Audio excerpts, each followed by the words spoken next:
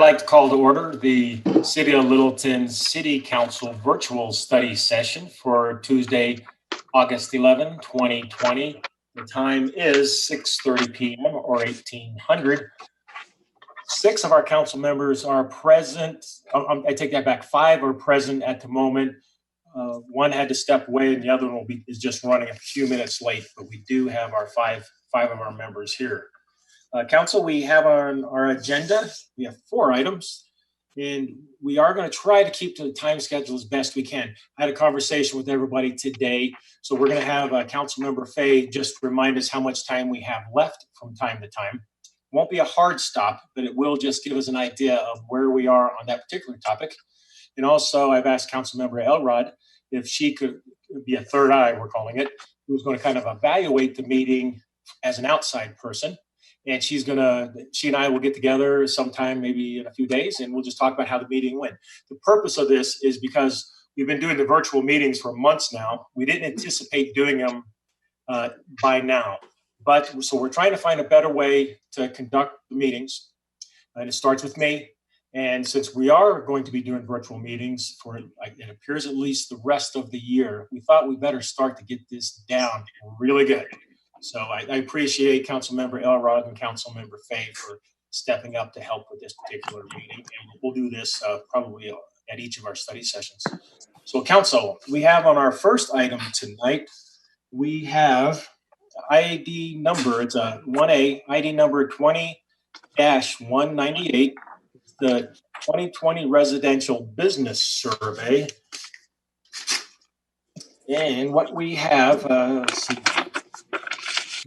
All council members did receive a hard copy last week, so hopefully you had a chance to go get it. It's a lot easier to read than the one online, the information online. So hopefully you had a chance to review it. But a little bit of background, the city has been conducting the residential and business surveys since 2012. And so Kelly Nardi, our communications director, has been a part of these the whole time. And Kelly, I think we've used a consultant every time. We do them every other year. That's correct.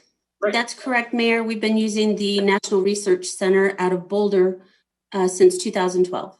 Great, thank you. And the surveys are used in part by the council and by staff for decision making. Tonight, we're going to hear from our staff as well as our consultants a summary of the 2020 resident and business surveys. And council, we will not be providing any direction on this tonight. This item is for information only. And I'm going to, unless the city manager has some other ideas on this, but I'm going to turn it over to the city manager at this time. All right. Thank you, Mayor. Good evening, council. Actually, I think the mayor did a wonderful job summarizing the intent of this particular item. It is informational. And with that, I'm just going to turn it over to Kelly Nardi, our Director of Communications. Thank you, Mark. Thank you, council. Yeah, Mayor, you pretty much summarized my introduction, so I won't belabor the point. I do want to tell you about the timing of this survey. The survey was sent out the first week of January, and residents and businesses had the opportunity to complete the survey up until February 14th, Valentine's Day.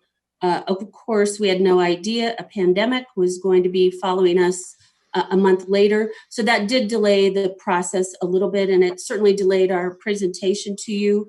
It's hard to say, and I'll defer to Lori, our expert. It's hard to say if the results would have been different if this was done during the pandemic or after the pandemic, but you can definitely see some trend lines in a lot of the questions. That's the beauty of this survey. Most of the questions have remained consistent, although not all of them, over time, so you can definitely see patterns and trend lines. So with that, and if I may, I want to recognize that Mayor Pro Tem Millen has joined us. All right, great. With that, I'll turn it over to Lori Urban. She is the Director of Research for the National Research Center. Did I get that right, Lori? Yes.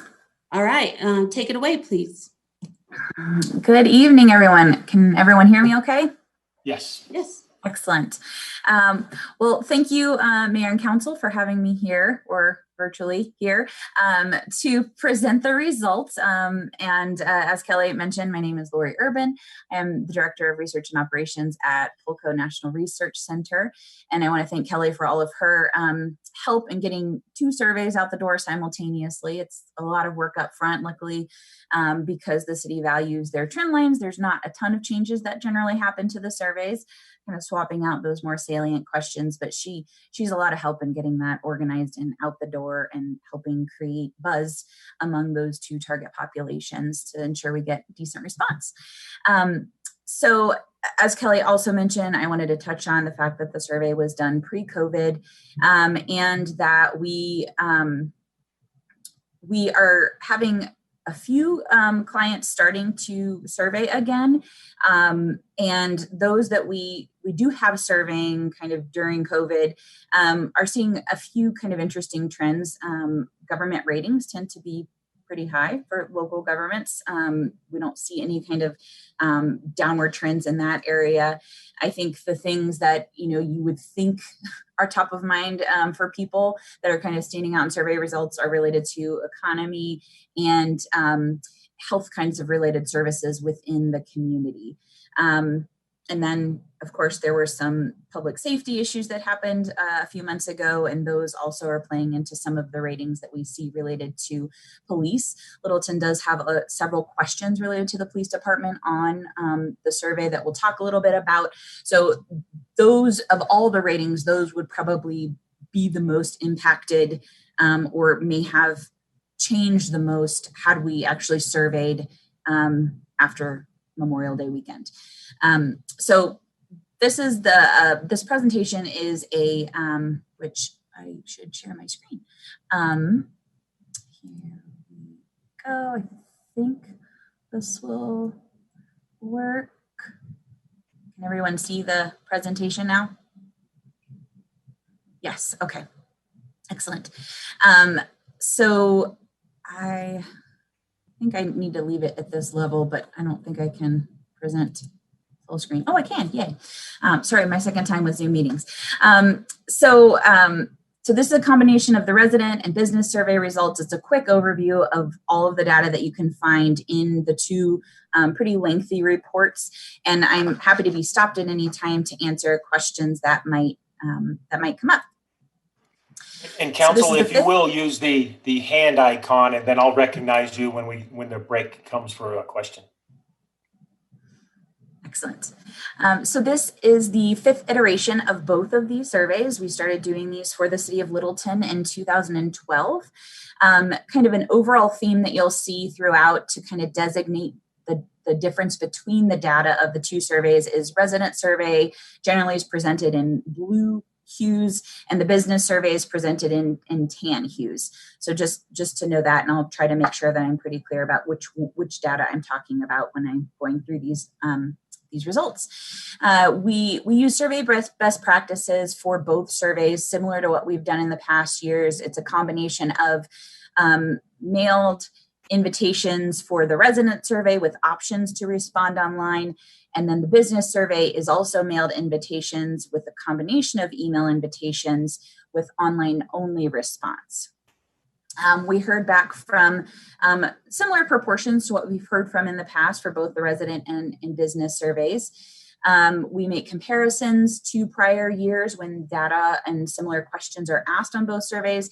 We also have comparisons available to the communities in our resident and business survey databases. For the resident survey, we're able to break that down further from the national comparison and provide a separate or additional comparison to other Front Range communities that we have in our database, of which I believe there are between 30 and 40.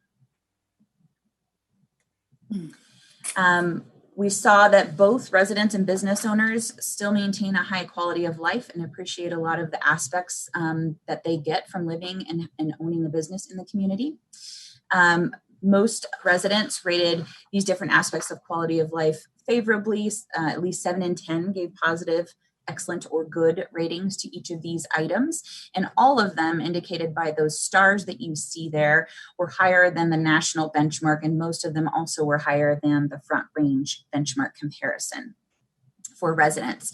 For businesses, Littleton is a place to retire was rated higher than the benchmark for other businesses in our database. However, we have seen slightly lower ratings for that item from business owners since 2018. I'm sorry, since 2014. Ratings of the city as a place to retire have been declining for business owners. We asked residents why they lived in Littleton. They could choose any of the 12 reasons that we listed, or they could write in their own response. Since 2012, when we first started asking this question, these 3 reasons have been the top reason for living in Littleton: the location in general, feeling safe, and liking their neighborhoods. Residents rated their level of agreement with 7 different statements about Littleton. 2 of those related to safety. Most people, at least 8 and 10, closer to 9 and 10, rated or agreed that the city is a safe community and that the city has a low crime rate. However, we did see fewer residents in 2020 agreeing that the city has a low crime rate. You can see there that that has been trending down slowly since 2014. We also asked about safety. We asked residents about safety in different areas of the community, both during the day and at night. Overall, a majority of residents feel safe in all of these areas. And compared to the benchmark, most ratings were similar or higher than the national and Front Range averages. Safety at night, safety in neighborhoods at night was lower than the Front Range, and safety in parks, trails, and open space areas was lower than both benchmark comparison groups. Businesses tended to be pleased with the different characteristics of the community and owning a business in Littleton. However, we did see less than half give positive ratings to traffic flow on major streets. And to the amount of public parking downtown. But overall appearance was rated very highly, as well as the cleanliness of the community. A majority of business owners also felt that there was the right amount of festivals and concerts, bars and taverns, restaurants, and retail shopping opportunities for their customers. Mobility still is a concern for both residents and businesses, and I'm sure you all talk to your colleagues in other communities, and this is the same thing they are likely hearing from their residents as well. The beauty of living in a place that has lots of growth happening. So you're not alone in this in these ratings here. Mobility is a concern for both residents and businesses. Traffic flow ratings saw a decrease over time in both business owners and residents. Business owners also gave lower ratings to ease of car travel in 2020 compared to past years, and residents gave lower ratings to snow plowing. That was actually a pretty significant decrease, which was about 28%. But keep in mind, we surveyed in January, February. We had a pretty wet winter, and we are seeing that communities in the Front Range that surveyed around the same time frame also saw some declines in their snow removal ratings. And kind of the bottom of this slide, we saw that that residents were able to say what they felt was the most pressing issue facing the community in the next couple of years. Traffic in general was the biggest problem cited. For businesses, they were asked a list of different potential problems and were asked to rate how much of a problem each of those were. Traffic congestion was the second item rated as a major or moderate problem for businesses. And we did see that for both residents and businesses, these ratings have been increasing over time as being problematic or being a pressing issue. Residents prioritize reducing traffic. We asked residents about 10 different potential projects the city could focus on in the coming years, specifically the next 5 to 8 years. 74% felt that reducing traffic congestion on city streets was essential or very important. We also asked them from that same list to pick the most important future project, and 22% selected reducing traffic congestion. That was the second, that was the most important project that residents selected for the city. And related, most residents felt traffic flow was essential or very important. However, only 1/3 rated it as excellent or good within the community. Both residents and businesses felt that parking downtown was an issue or a concern, and that has been those ratings have been trending down since about 2014 for both residents and businesses. Additionally, about half of businesses gave poor ratings to the amount of public parking downtown, and a similar proportion felt that lack of customer parking was a major or moderate problem for their business. Infrastructure improvements tended to be some of the most important areas for the city to focus on for residents. More respondents in 2020 compared to 2018 felt that maintaining or improving city infrastructure was essential or very important. It was a 10% increase in the proportion of people saying that was an essential or very important future project for the city. City employees tend to be well perceived by business owners, and some areas of, and this slide I tweaked slightly, some areas from what you may have seen or what was included in the council packet, but we did see some areas of the local government performance rebounding in 2020, which I'll get into that. Half of our time on this topic has passed, where there are 15 minutes remaining. Thank you.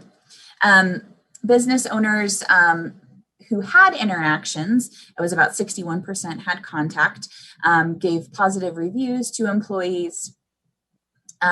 Responsiveness and knowledge saw some declines, not statistically significant for responsiveness, but it was a statistical significant difference for knowledge of issue. Owners and managers also gave higher ratings in 2020 compared to 2018 for these three items seen on the screen: the overall direction the city's taking, attracting visitors to Littleton, and retaining existing jobs. And overall, most items, even though they were kind of trending down from 2014 to 2018, we saw a lot of them start ticking up in 2020. Not necessarily statistically significant differences, but they're kind of rebounding from what we were seeing in prior survey years. This is showing what businesses of different what business owners and managers who have owned their business for different lengths of time in the city, how they feel about the overall effectiveness of the city manager and appointed staff. And what we can see is that businesses who have been in Littleton for more than 10 years tend to give significantly higher evaluations to the effectiveness of the city manager and appointed staff compared to businesses who had been in the city for 10 years or less. Resident interactions with the police department show improvements. Most felt the overall quality of the police department was excellent or good, which is similar to past years and to the benchmark comparisons. About 1/3 of residents reporting having had contact with the police in the 12 months prior to the survey, and those who had contact rated their interaction at least 8 and 10, gave favorable reviews to different characteristics of the police employee that they had interacted with. And most ratings saw improvements from 2018, which is when we first started asking these police specific questions. Residents evaluated their relationship with their police department and the community. I will note that about 1/3 to 1/2 didn't feel like they had enough information to answer these questions and said don't know. So of those who did have an opinion, about 2/3 gave excellent or good ratings, and ratings of the police department being trustworthy and caring about the well-being of the people that they're interacting with increased from 2018 to 2020. We asked residents to prioritize 12 different items or services that the police department could focus on in the coming years. These 4: school safety, violent crimes, property crimes, and homeless transient issues were rated the highest priorities, and homelessness increased as a priority about 8% from 2018. Residents and business owners continue to support various tax increases to help fund a variety of different economic development activities. Business owners and managers, most of them, supported strengthening the community image, marketing downtown to residents and visitors, as well as promoting efforts to attract and recruit new types of businesses. Being able to afford a place for their business and employees and being able to afford housing are top of mind for business owners and managers. The high cost of real estate was a concern and has been on the rise for business owners, as well as lack of housing that meets their employees' needs. A majority of residents and business owners supported a sales and use tax increase for needed improvements. The question wording on this was really lengthy, but essentially needed improvements to aging infrastructure, such as maintaining streets to an adequate level and maintaining and adding sidewalks, as well as maintaining existing buildings. We had strong support from residents for most of those items, and more businesses fell in that somewhat support category, but still a majority strongly or somewhat supported this initiative. We asked residents and businesses if they had preferences for the amount of the sales and use tax. The largest proportion of residents said that they would rather pay a 1-cent sales and use tax increase and complete projects sooner. And the highest proportion, actually businesses were pretty split, with a third, in each of the 3 top categories there shown on the chart. I think it's noteworthy that about a third also said that they did not want a sales and use tax increase, a third of businesses, I should say. Both residents and business owners were asked about their support or opposition for a lodging tax that hotel room visitors would pay, and the money would be used to support tourism and marketing efforts within Littleton. A majority of both residents and businesses said that they would strongly or somewhat support it, with slightly a higher proportion somewhat supporting than strongly supporting. And what we want to look at generally with these kinds of questions is how differential the strong supporters are and the strong opposers, and then kind of looking at the somewhats as the kind of sway group. They could be swayed either way depending on more or less information, but still I would say a large majority supported, and we can see that more businesses in 2020 were supportive of this measure. And that's all I have for you. Happy to answer any questions. Great. Thank you very much, Laura. And I also want to recognize that Councilmember Millen has joined us. Thank you very much. Council, so if we're going to go around to questions, and it'll just be, as we spoke earlier today, it'll be just regarding questions. And if you have statements or comments, let's save those till after we've all had a chance to ask our questions. So, Council, do we have anybody who would like to start out? If not, I will start with the first question, waiting for hands to be raised. On slide number 10, we talked about the mobility concerns. On that, was it really just surrounding Santa Fe, Mineral, and Broadway, or was it that specific? It was not that specific. Do you have that, Lori? For traffic flow? Yeah. Yeah, we don't specify for that question, but I think generally when people think of traffic, they're thinking of the major thoroughfares within a community. Right. And so we could make it more specific in future years, but I would say generally people are thinking about those major streets within the community. Thank you. We have Councilmember Elrod, then Councilmember Millen. Councilmember Elrod, please. So a little bit of a follow-up on Jerry's question. So it said a high percentage felt reducing traffic congestion on city streets. So when we think about city streets, we know which ones are city-owned versus state-owned, meaning Santa Fe. Was, again, just maybe asking for further clarification. City streets here, was that defined for the survey so that we have a better understanding if we're talking about internal city streets, or it may also be some of the major thoroughfares? It was not defined about other than just saying on city streets. It wasn't defined which city streets and which ones may not be city-owned streets. And you're, if you said it, I might have missed it, but if you're speculating that residents don't know the difference, most probably don't pay attention, where there may be signage that says this is a city-owned versus not. And I know that a lot of our communities in the metro area have those same challenges. So other than it saying city streets with the implication that residents would know what those are, we don't specify to another level. Thank you. Councilmember Milliman, sorry. Thank you for that, the survey report results, and thank you for that question, Jerry, because I was actually thinking of that as well.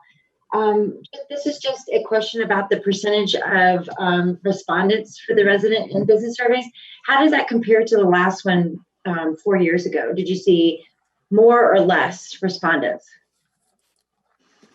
It was a similar proportion for the resident survey, actually exactly the same percentage, 25%, which is a pretty miraculous feat in my mind. We don't generally see response rates staying similar. They usually are trending down. And so I think for the resident survey, kudos to Kelly and her team for keeping that response rate up.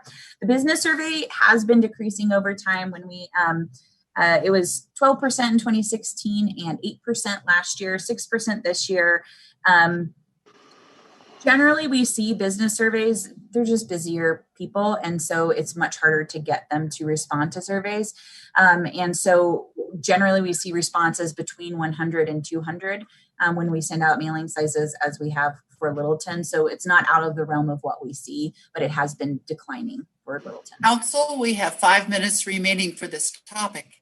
Thank you very much. Do we have any other questions? No? All right. Let's just go to statements then real quick. Does anybody have any statements they'd like to make? We have Council Member Elrod.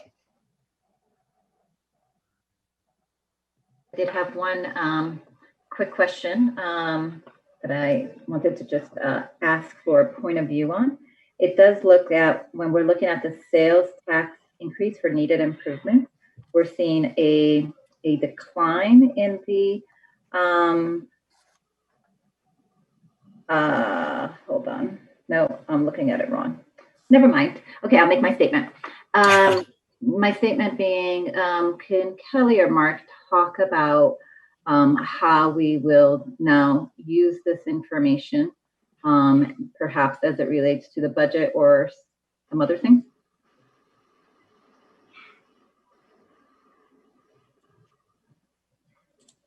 I defer, Mark. Yeah, I think we wanted to share this results with council specifically before the budget discussion. And I think it's always been pretty informative for council over time just to kind of look at these issues here on the survey.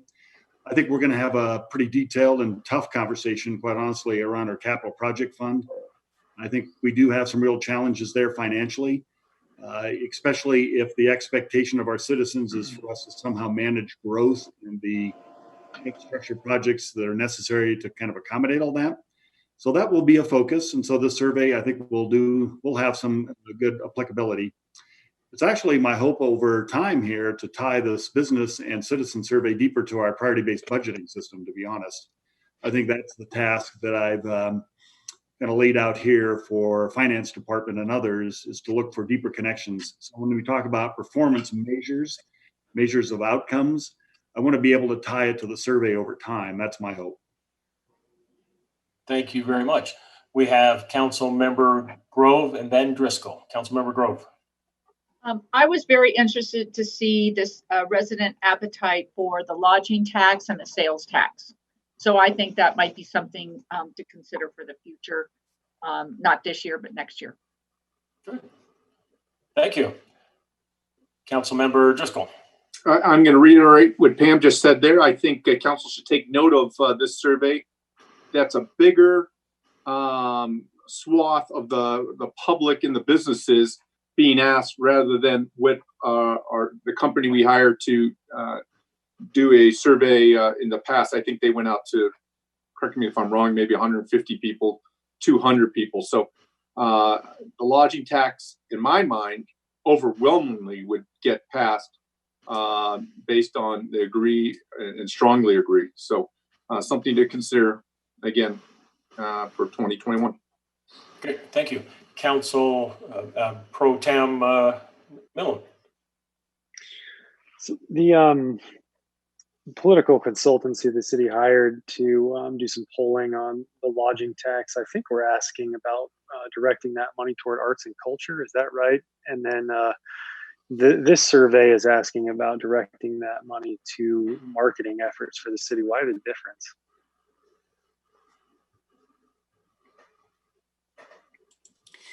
When we initially put the lodging tax question into the survey, I think we put that in initially in 2016, if I'm not mistaken, Lori. That was at a time where all of the new hotels were being built on County Line Road. And our thinking was, if you're going to put a lodging tax on the ballot, there has to be something in it for the hotels, or the hotels are not going to support it. And if you have some major hotel chains that put some effort into opposing the question, then you're probably not going to be successful. So when we initially put it in, we put it in to help promote Littleton as a place for visitors and for marketing Littleton. So that would be a benefit to the hotels. Council, we have used our 30 minutes for this topic. Great. We're going to spend we'll go through a few more statements here, and then we'll wrap it up. Let's go to Council Member Milliman. I was really interested in the concerns for business owners and managers, the high cost of real estate, and also the lack of housing that met employees' needs. Both of those increased dramatically over the last 8 years. And I hope that we really pay attention to that going forward as we update our land use code. I know the high cost of real estate, that's, I'm sure it's not indicative of just Littleton, but of the Denver metro area. But the lack of housing that meets employees' needs, I think, is super important. Again, we have a housing shortage in our city, and we need to be able to provide more housing for the workforce to support our businesses downtown. So I hope we really keep that in the back of our minds. And again, thank you so much for the presentation tonight. Great. And Council Member Elrod. Thank you. I'm sorry that I'm asking one more. I got back to the question I intended before. Lori, can you give a point of view on the sales and use tax increase? It's starting to go into maybe the opposite direction that we would like, meaning more both residents and businesses are starting to oppose it. So the opposing is starting to get bigger. Any thoughts on that, or to what degree is that something to watch? So just for the general support of the sales and use tax increase? Yeah, for example, for businesses in 2018, it was 30% opposed it, and in 2020, it's now 35%. And it's kind of the same trend for residents, that more residents are opposing than they did in 2018. Mm-hmm. For the businesses, that's not, because of the margin of error around the survey results, I would say that that's not really a statistically significant change. Something that's noteworthy to keep an eye on. But overall, for both the resident and the business survey, I think that there's been a lot of stability in that question for the last 3 iterations that we've asked it.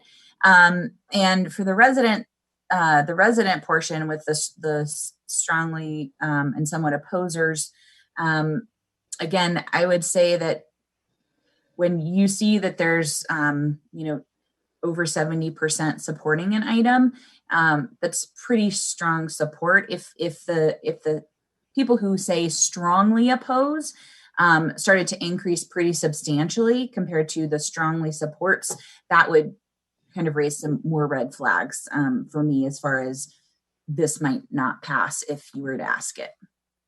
Thank you. And I would add also that the more specificity you can give around a tax increase question, the better the chance is that it will pass.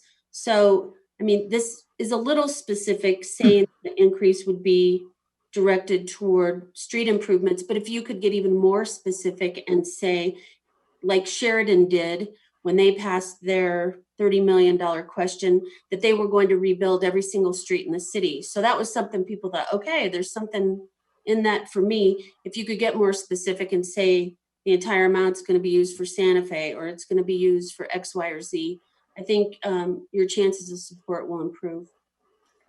All right, thank you. With that, Council, if there's nothing else, I'm going to turn it back over to the city manager for a little wrap up if need be. I don't really have anything additional. I think the council questions and statements, I think probably teed us up pretty well for our budget discussion in September. So I hope that we carry some of this conversation into specifically the capital project fund. So with that, Mayor, I think I'm complete with that item.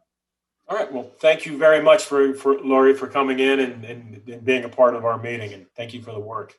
Yes, thanks for having me, and feel free to reach out if any other questions come up as you kind of mesh this in with your budget process. Great. Thank you very much. Thanks, Lori. Thank you. I'm going to move on to our second agenda item, which is 1B, ID number 20-202. And this is to receive an update on Visits Littleton, Phase 1. A little bit of background on this. This was last year when the city let a contract with, who was it, Bernhardt and RRC Associates. And the purpose of the contract was to give us a better understanding of the visitors' experience when they come to Littleton, which will help staff and council to make decisions regarding branding. I think was the main purpose, or one of the main purposes of this. And we have allotted ourselves about 45 minutes. But since the contract was first let, I think it was spring of 2019, things have changed a little bit. So the visitation, it could be a little different than what the study was going to show us. So council, our purpose here tonight is we will either accept or not accept the Phase 1 study. And council will also provide direction on moving forward or not moving forward with Phase 2 or something else. So I'll turn it over to the city manager. We've allocated 45 minutes to ourselves on this. All right, thank you, Mayor, Council. So I think this particular discussion is going to take our business and citizen survey maybe a little bit further on the question of visiting Littleton as a tourist destination. So again, as the mayor said, I think this is rather timely. We have not decided to currently, as part of the budget process, to fund Phase 2 simply because of our financial constraints here due to COVID-19. However, I am suggesting that if the council does have interest in this, that we carry on that interest into 2021. We'll talk more about this in the budget process. But if our economy does swing a little bit more to the positive, then we may be looking for the first time at a supplemental appropriation in the middle of the year. It's a council option where you could add some additional items back into the budget. And this could be one of them, the Phase 2. So for this evening, this Phase 1 discussion is informational. And that is the purpose of it, is to tee up a possible Phase 2. So with that, I'm going to turn it over to Kelly Nardi. All right, thank you, Mark, and thank you again, Council. Again, this is informational. We just wanted to present the results of Phase 1. As was mentioned, this project was also delayed due to COVID because there weren't any visitors to do interviews with. Again, this project got started at about the same time as we were putting that lodging tax question in the survey, because we suddenly had 575 hotel rooms in the city where we previously had none. We know that we get a lot of business travelers. CenturyLink sends a lot of business travelers to Littleton for training. But we also know we have a lot of great amenities like Hudson Gardens. When they had their summer concert series, they were drawing crowds of 45,000 people purchasing tickets to their concerts every summer. So without further delay, I feel very fortunate to have worked with this consultant team. They are an amazing group. Bill Schumacher and Brittany Kalule are from Barnhart and Associates, and David Becker and Sean Maher are from RRC and Associates. Sean, by the way, was the director of the Downtown Boulder Development Authority for about 10 years. So he has offered to let us pick his brain a little bit about DDAs if that's something council and the staff want to do. Our marketing events manager, Elizabeth Schofield, managed this project. I hope she's on. She's in South Carolina, so I'm not sure she's going to make it to this this call in this meeting, but we'll see if she's able to join us. So with that, I would like to turn it over to Bill. Bill, I believe your mic is muted.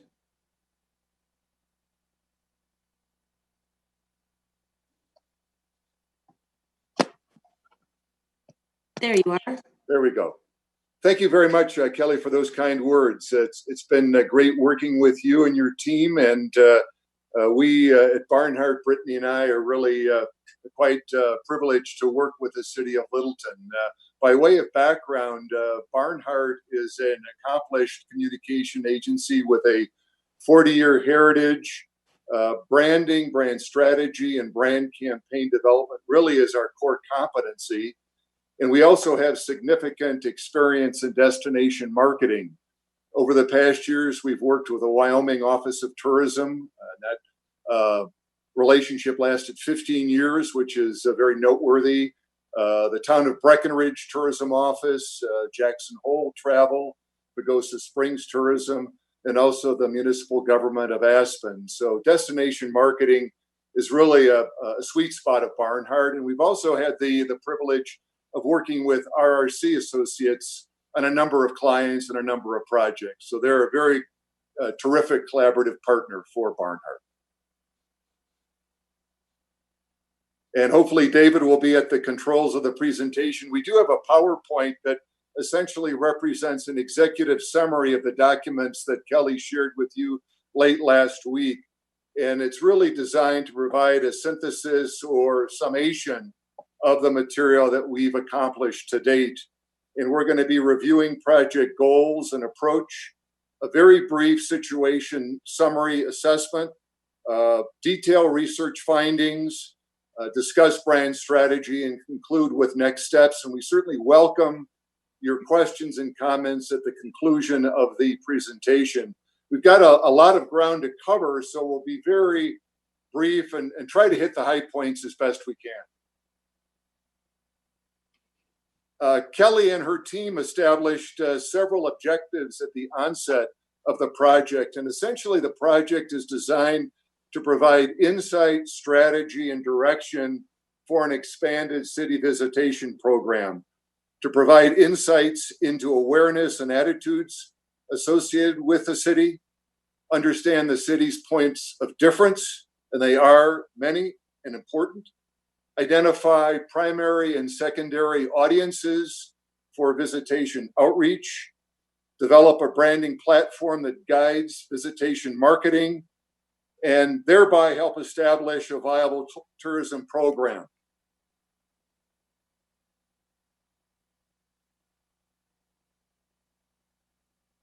And we can't see any slides if you have any. Yeah, David. Yeah, I believe David Becker has got the slides, so hopefully and Tyler can. Mike is muted too. I can keep going because I don't think the slides are as critical. Now, we're pursuing a multi-phased approach The first phase, in fact, many of you participated in. The mayor, the city manager, council members, represents really a foundation, a situation assessment, which consisted of marketing, audit, research review, competitive audit, and stakeholder interviews. And David Becker from RRC is going to be sharing research information. We'll discuss brand strategy, and then the brand identity is really the last component, and that will occur in the coming weeks and approximate month. Okay, do we have thanks. the slide pre?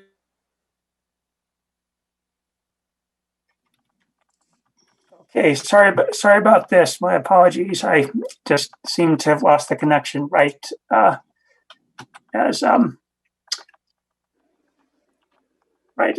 we got started here. Bill, do you think you've covered this one?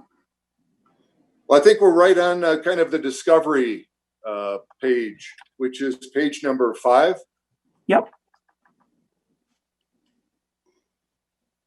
And this slide essentially is the synthesis of the situation analysis that the city of Littleton is its own place.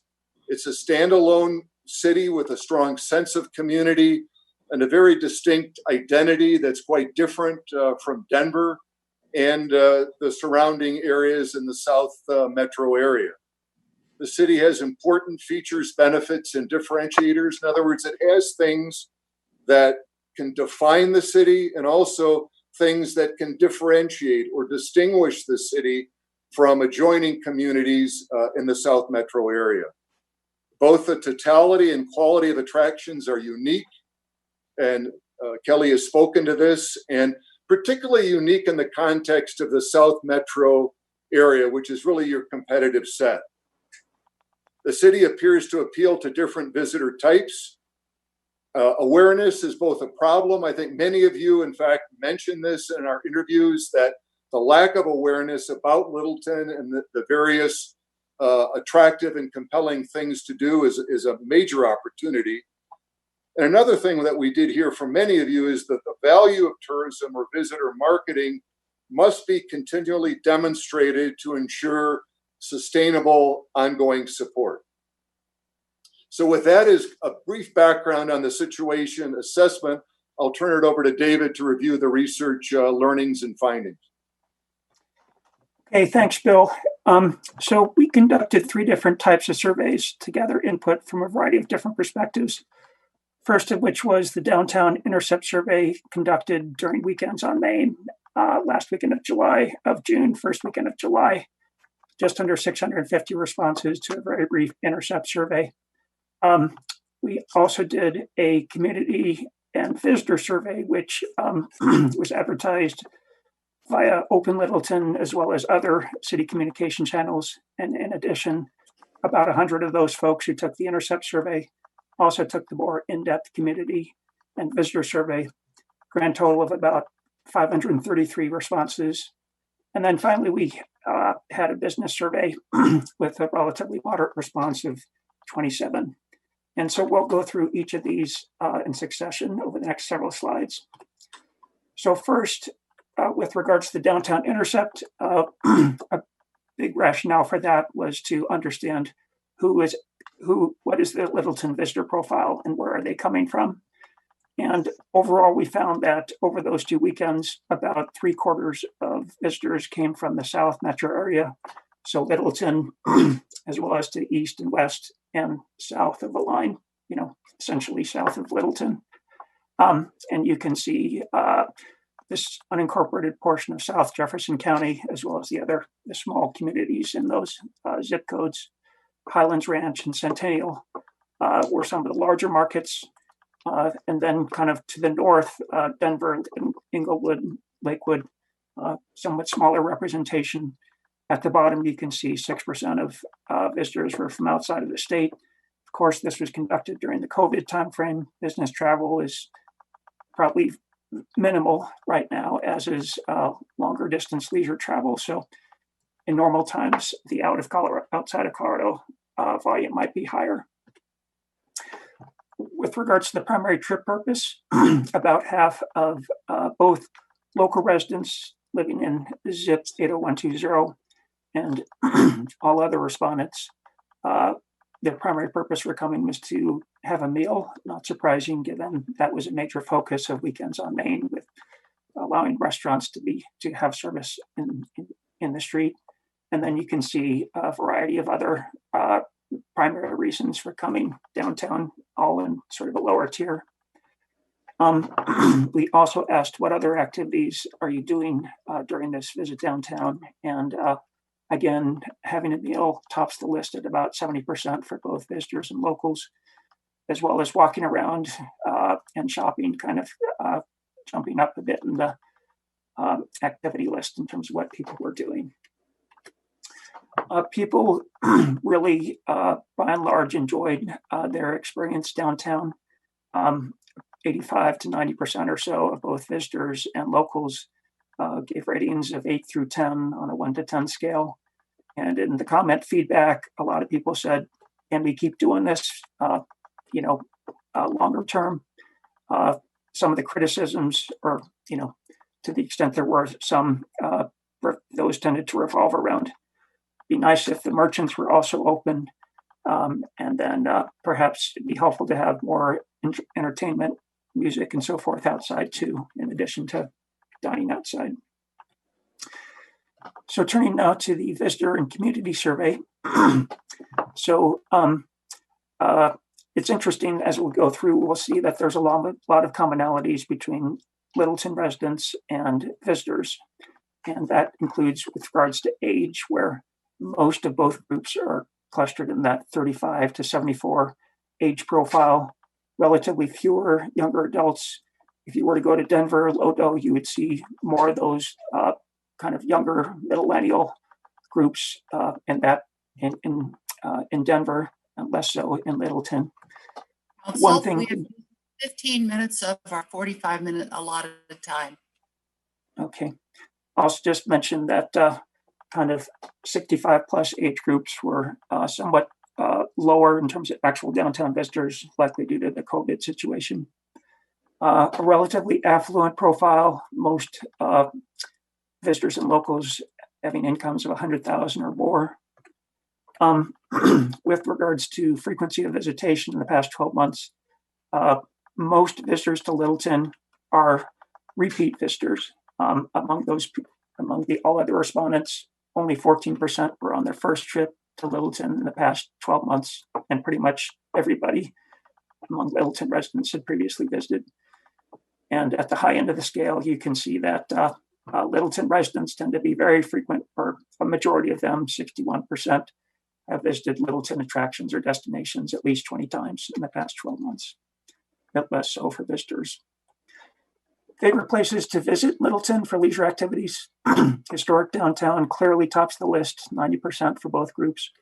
But there's also a second tier of attractions that are frequently visited by both groups, by Aspen Grove, Platte River, and so forth. Which special events do you enjoy attending? Western Welcome Week, Candlelight Walk, and winter holiday events. Main Street Block Party. Those are the top three for both visitors and local residents. Paris Street Market, Metro Denver Farmers Market, also relatively popular. You can see at the bottom of the list that some events have relatively low sort of patronage as compared to the most popular ones. You can also see that Littleton residents tend to be more likely to participate in the events than visitors. So with regards to one of the objectives of the branding exercise is to really understand the character and feel of Littleton. And so in response to a question probing that, you can see that some of the themes that emerged from the respondents were small town, friendly and welcoming, quaint and charming, historic, fun, local, unique, vibrant, and sort of a hometown character to Littleton. What makes Littleton different and distinctive?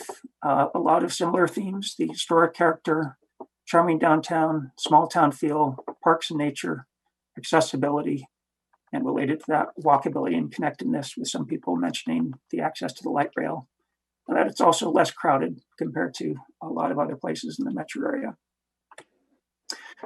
Desired experiences when visiting attractions in Littleton.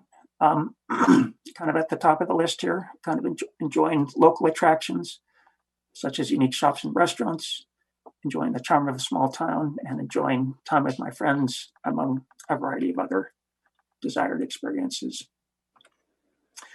And then thoughts which come to mind when thinking of leisure activities, leisure offerings in Littleton.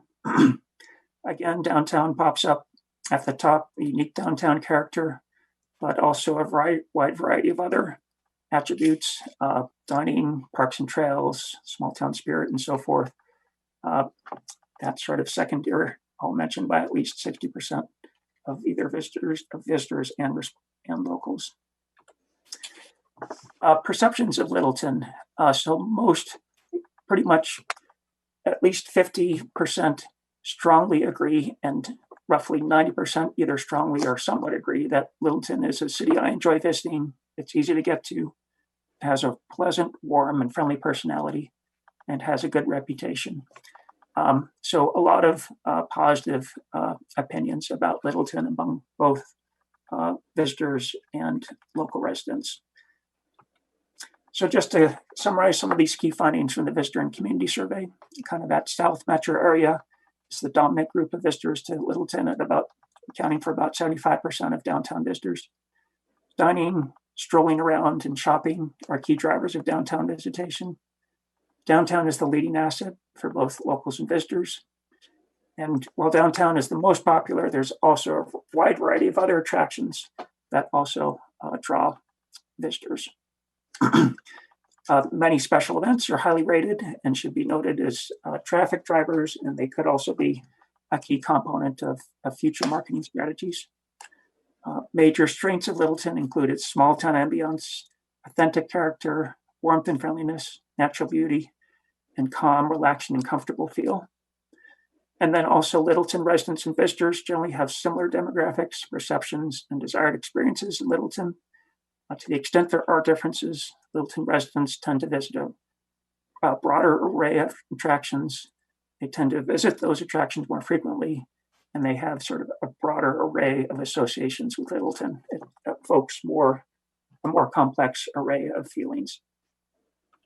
So moving on to the business survey. The business survey was primarily, the respondents were primarily located in historic downtown, so that should be kept in mind as we interpret the results.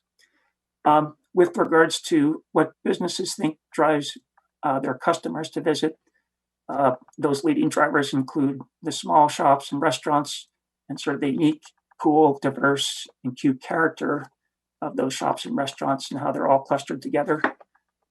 Again, the historic character and the charm, the small town ambience, the walkability, the fact that it's clean, relatively quiet and peaceful and friendly. A lot of events that are family friendly, and also its closeness to the metro area. We also asked, recognizing that marketing resources are limited, which of the following markets do you think best represent the best targets for attracting visitors to Littleton? And you can see that the businesses said that essentially, again, South Metro was the best target area, led by Southern Jefferson County, Centennial, Inglewood, and Highlands Ranch. Relatively few businesses kind of put more distant visitors as a geographic target. And then with regards to groups that might represent the best targets for promoting Littleton, several different groups: couples, empty nesters and seniors, families with children, young adults, and groups of friends. And this is, again, relatively consistent with what we saw in the Visitor and Community Survey, where we've got a broad age distribution and thus a wide variety of different life stages represented. Which aspects of Littleton should be promoted? Downtown shops, small businesses and restaurants, also Main Street, historic character, and trail system. Some of this does reflect the downtown, primarily downtown concentration of respondents. And then just to wrap up, some of, again, the key findings from the business survey with regards to the primary geographic target, clearly South Metro being the leading priority. The primary demographic targets being couples, empty nesters, and families. Downtown viewed as the leading attraction due to its historic character, small town charm, friendliness, and welcome feeling, unique and diverse shops and restaurants, special events, walkability, and safety. Special events are an important driver of visitation and business. And interestingly, the businesses identified holiday events, Western Welcome Week, and Main Street Block Party as the events that have the best business return for them. And that happens to coincide with the most popular events that were identified by visitors and residents. And then finally, business is seen as the biggest barrier in attracting visitors. And that goes with I think some of what NRC just mentioned as well in their survey. So I'll just apologize. I'll put it back in display mode and turn it back to Bill. Thanks, David. And we used this extensive, expansive research learning to help shape and guide brand strategy. And as many of you know, brand strategy really represents a cornerstone or foundation for marketing, essentially the hub of the wheel. And we established several criteria that we discussed with Kelly and her team. We wanted to establish a distinctive identity for the city through the strategy, be true to the city and its values and its character, which are really meaningful to people. We want to span all dimensions of the city experience, recognizing that Littleton does provide a multifaceted experience for people. We want the strategy to resonate with multiple audiences, and they include stakeholders, residents, and visitors. And we want the strategy to be capable of enduring for many years, the short term, certainly through the pandemic period, but beyond the pandemic and beyond that period as well. So a long-term strategic document. And the strategy consists of two complementary elements: the brand positioning, which essentially is more rational and tangible. It essentially reflects the brand promise, what will promise the target audience in terms of what the experience delivers or means. And then the brand essence is more emotional and intangible. It's more of a tone and manner description, if you will, about the brand. And just as an example, Wyoming tourism, essentially the core of the brand positioning is authentic Western adventure. And that's what we wanted to really be the stake in the ground for the state of Wyoming, authentic Western adventure. And the essence, and this is just a brief summary or snapshot of it, there's a place where ambling is still a pastime and the sun sets in colors that can't be described. It's where wide open spaces become close and inviting. It's a frontier steeped in the authenticity of the West. It's grand mountains and historic main streets with hitching posts in between, an adventurous spirit and culture that's absorbed in your body the moment you breathe in. So again, one being a bit more tangible, rational, the other being more evocative and emotional. And David did a great job in recapping the research learnings, but we did use the research to confirm the most meaningful points of difference of Littleton. And the top experiences sought are to enjoy local attractions, enjoy the charm of a small town, enjoy a special night out with friends, with family, and a feeling of connection, of being connected. And the reasons why Littleton is different or distinctive includes it's a real town, it's a small town, it's got a historic downtown, and there's a special feel or feeling about Littleton.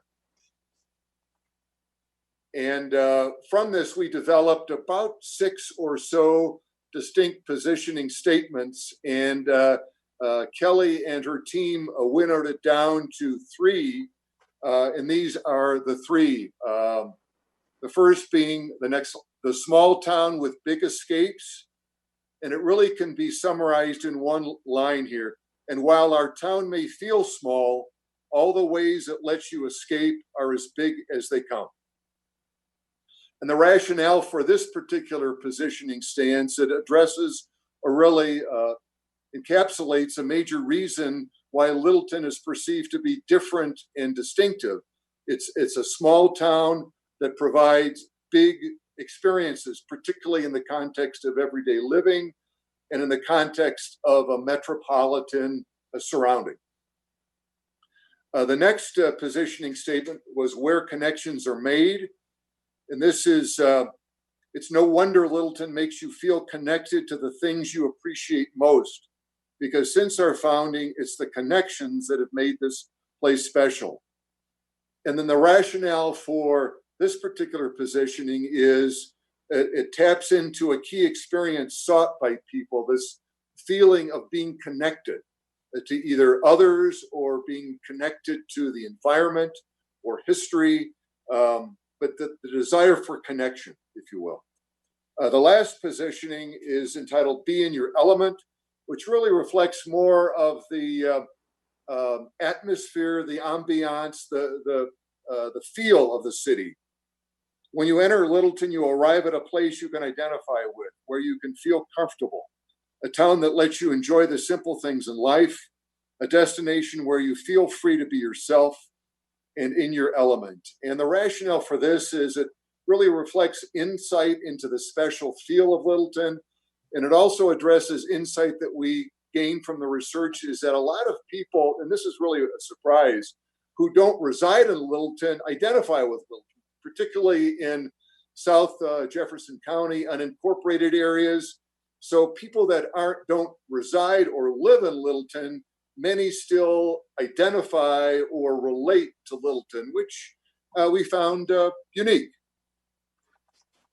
And we conducted some research on each of these three positionings, and David will share the findings.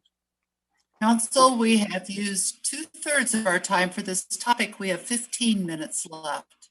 Great. Okay, so this is essentially very hot off the press. We're still digesting it, but we conducted such evaluation of those three statements via Open Littleton and then a couple other outreach methods, grand total response of 151. And so this graph, in this question, we asked how much each of these three branding statements shown in the legend sort of met these criteria shown in the bottom axis. And you can see that small town with big escapes scored highest on all four of those criteria. For instance, 62% of respondents said that they agreed that the statement, the small town with big escapes, that statement highlights aspects of Littleton that I would want to experience on a future visit. Again, small town with big escapes leads with conveys something unique and distinctive about Littleton, is believable, and makes me eager to take a leisure outing to or in the city of Littleton. So it appears from this graph that small town with big escapes is our leader among those. If we just kind of focus on those blue bars and just kind of mentally imagine segmenting that, we do see that visitors give higher scores than residents for all of those, and that also the people who responded to the surveys that were not posted on Open Littleton gave scores about twice as high as those who responded on the Open Littleton platform. So we'll want to kind of digest that. We also got some comment feedback about each of the statements as well, which I think will be helpful for further refining them. We had also a question about which of these three statements most appeals to you. And you can see that statement beginning with small town with big escapes is clearly the leader, favored by just under 60% of both Littleton residents and visitors. So I'll turn it back to Bill at this point. So we applied this relatively recent learning to craft a recommended positioning statement. And as you know, there's a defined format for positioning statement. It includes a very succinct target audience description, a frame of reference description, and then a point of difference description. So the target audience for Visit Littleton we're suggesting is adults living in the South Metro area who value unique, authentic things, places, and experiences. So again, the primary audience would be out-of-town visitors who live in the South Metro area, who value authenticity in terms of the things, the places, the experiences that they see. And the frame of reference is Littleton is a Metro community destination getaway. So its competitive set or frame of reference is community destinations, fairly broad competitive set. And Littleton's point of difference, or what it separates it, it's a small town with big, memorable ways to escape everyday life because of its authentic character, special charm, community spirit, and countless things to do. So we reflected that research learning and applied it in the positioning statement. Now I'll turn it over to Brittany, who will take you through the brand essence component. Thanks, Bill. So for the brand essence, we take what the visitor respondents shared about their feelings and their values and their emotions that they associate with Littleton and turn them into brand statements in kind of a story form to express those thoughts. And so I'm going to go ahead and read our brand essence statement that we came up with. There's nothing little about the city of Littleton. The views are as big and impressive as the ones you see in postcards. The history is as vibrant and exciting as Main Street itself. The access to nature is as unparalleled as the expansive gardens, parks, and trails. The charm of this real Colorado town is genuinely unique. The ways to discover and explore it are all endless. And from the museums to the restaurants and the shops to the events, there are a million ways to get away. After all, it's the spirit of the city that makes Littleton big. The friendliness, warmth, and welcomeness adds up to something truly one of a kind, like the kind of place where locals make sure you feel like a local too. The more time you spend shopping, dining, and exploring, the bigger the experience you take away. A confluence of the sights, places, and personalities that make Colorado so special. Here, that confluence comes together like nowhere else. We invite you to discover it for yourself in Littleton. So hopefully that makes you guys feel some good emotions. We're going to head into our next steps, hopefully reaching an agreement on the brand strategy direction, including the positioning statement that Bill read and the essence description that I read. And then from there, we hope to develop a messaging, slogan, and a logo. And I know Bill and I believe Sean and David we're all available to answer questions. All right, Council, if you have any questions, fire away. All right, Council. Let's start with Council Member Elrod. Okay. So thank you for all this information. I really enjoyed filling out the surveys as well. So you got some pretty long feedback from me along the way. Maybe you knew it was me, maybe you didn't, but nonetheless. Not from you, Karina. Come on, this is a little bit of my background. So I have several questions, but I'll start with the first one. So you shared 3 brand positioning statements, but you said there were 6. Can you share what the other 3 were, or give us an indication of how you started with 6 and how you got to the 3 that you shared with us tonight? Well, some of the other 3 topical areas, one focused on essentially best of local fare, which tapped into people's desire to experience local. Another focused on the special events exclusively. And let me just refer to my notes here.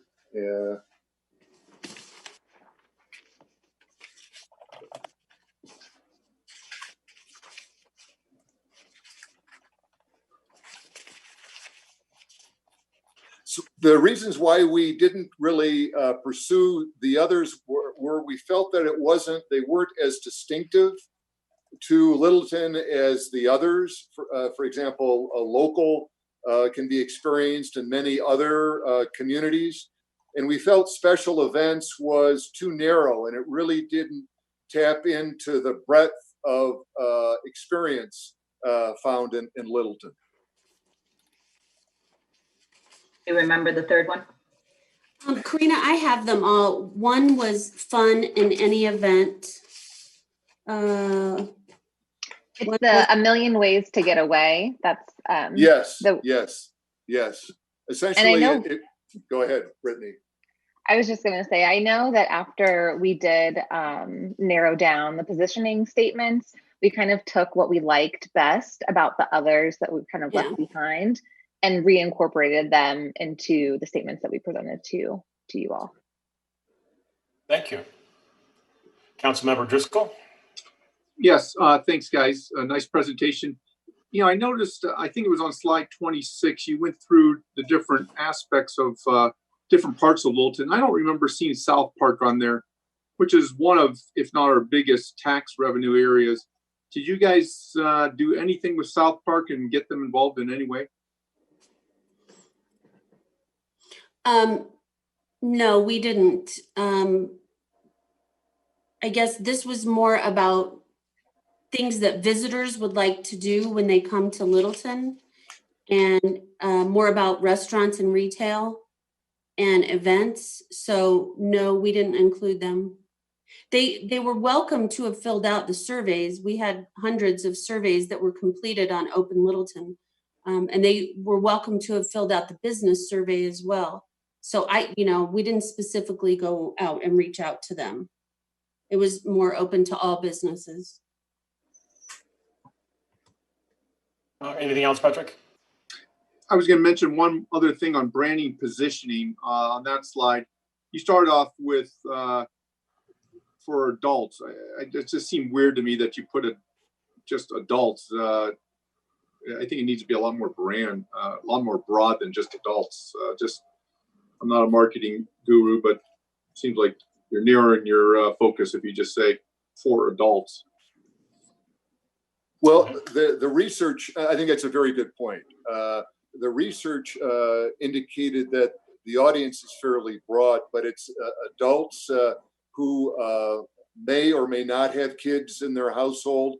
It tend to be middle income folks, tend to be affluent in terms of their income and education. So this description, Councilman, is a very succinct, almost abbreviated condensation of a broader description of the audience that we'll have in our marketing documents. Okay. But we wanted to tap into the insight that these people reside in the South Metro area and also have a desire for unique and authentic experiences, the type of experience provided by Littleton. Good. Thank you very much. Councilmember Milliman, and then Grove.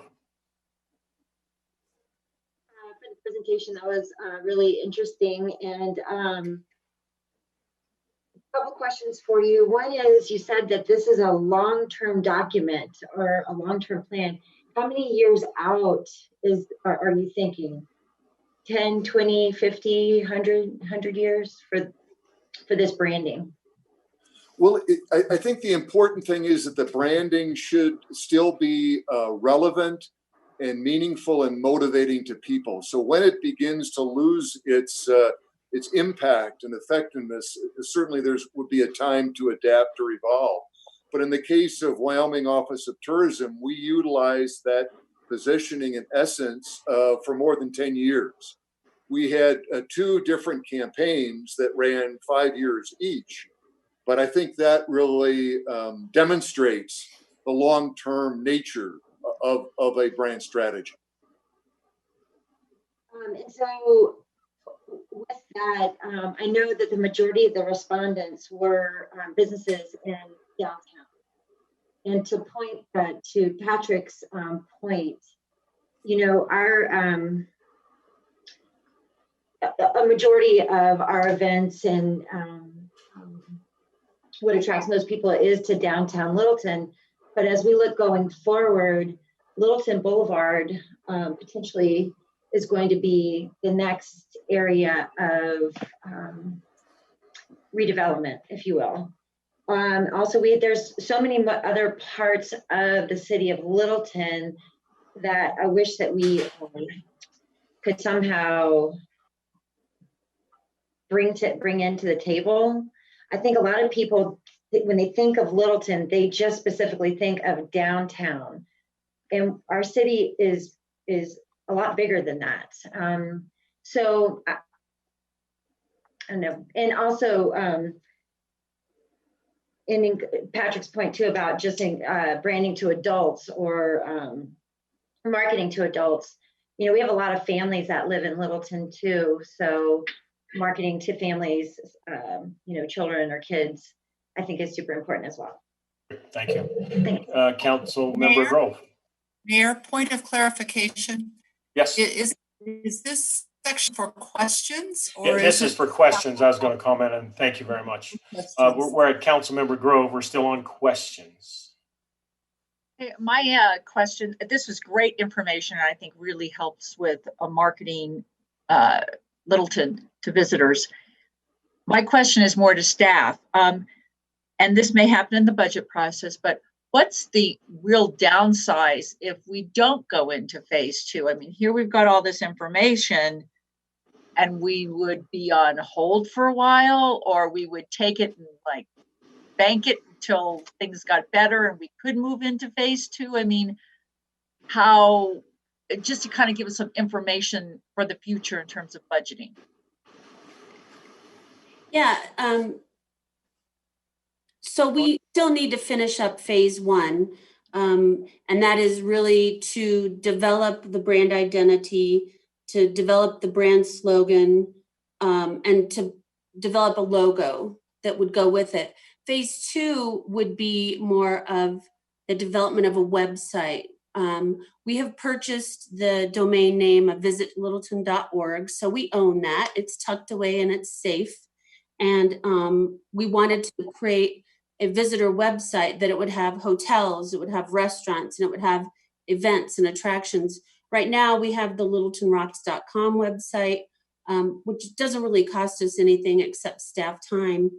But that's really event oriented, and that's it. We really want to try to, you know, develop that relationship with the hotels so that you could go to visitlittleton.org and you could book a hotel room on that site. And then you'd also see the restaurants and the things to do.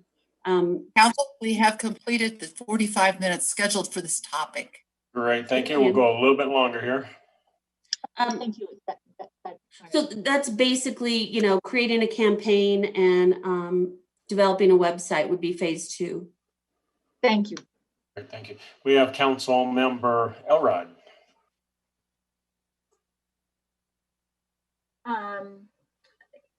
I'd like to see, I think this is great work, and I think we've got a lot of good data to work from, and some of the positioning was very strong.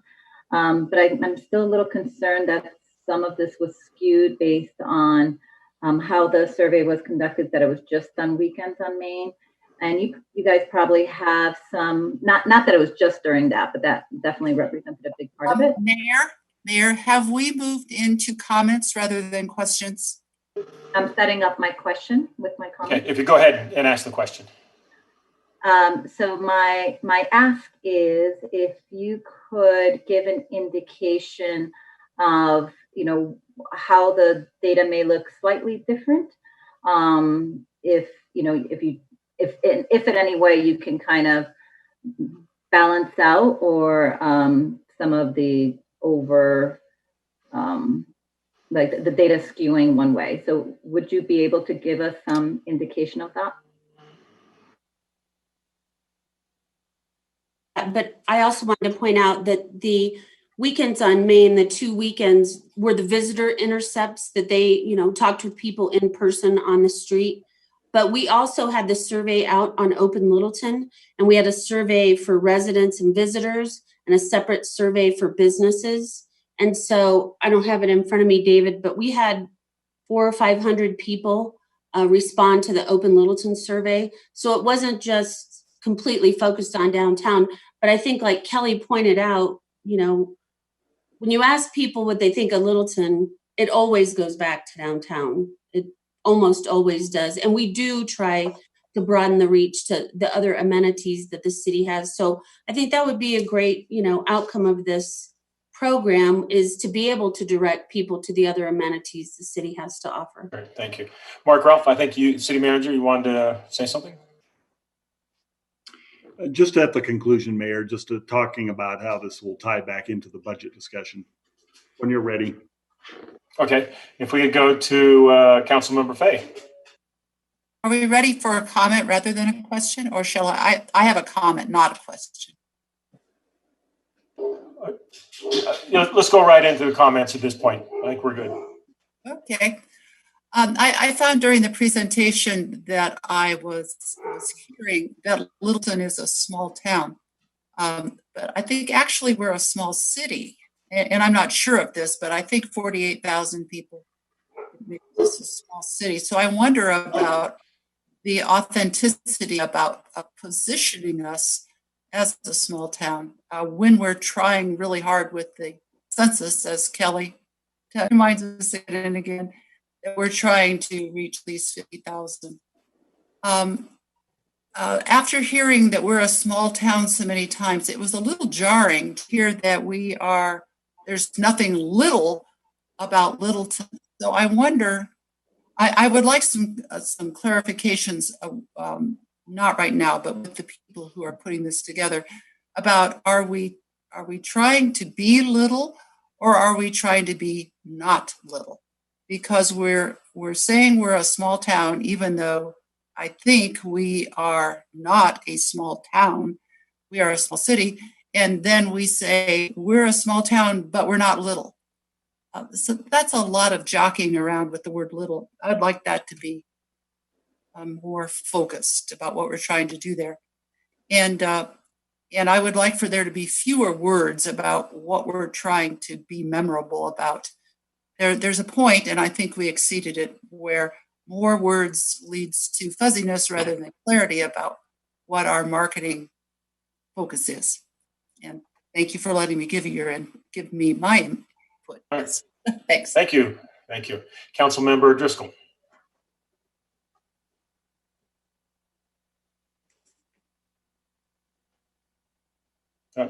You're muted there, Pat. Sorry about that. I said there, if you couldn't read my lips, as much as I enjoyed the presentation, I didn't feel like there was anything really new in the presentation. This is information we've heard. Well, I've been on council almost 3 years, and this is all the same material presented in a different way. So I was, I guess a little disappointed in that. Yeah, I know what we're trying to get at. Is this something that staff could take on and run with it? That's my comment. All right, thank you. Mark, I'm gonna, unless there's any other comments by council members.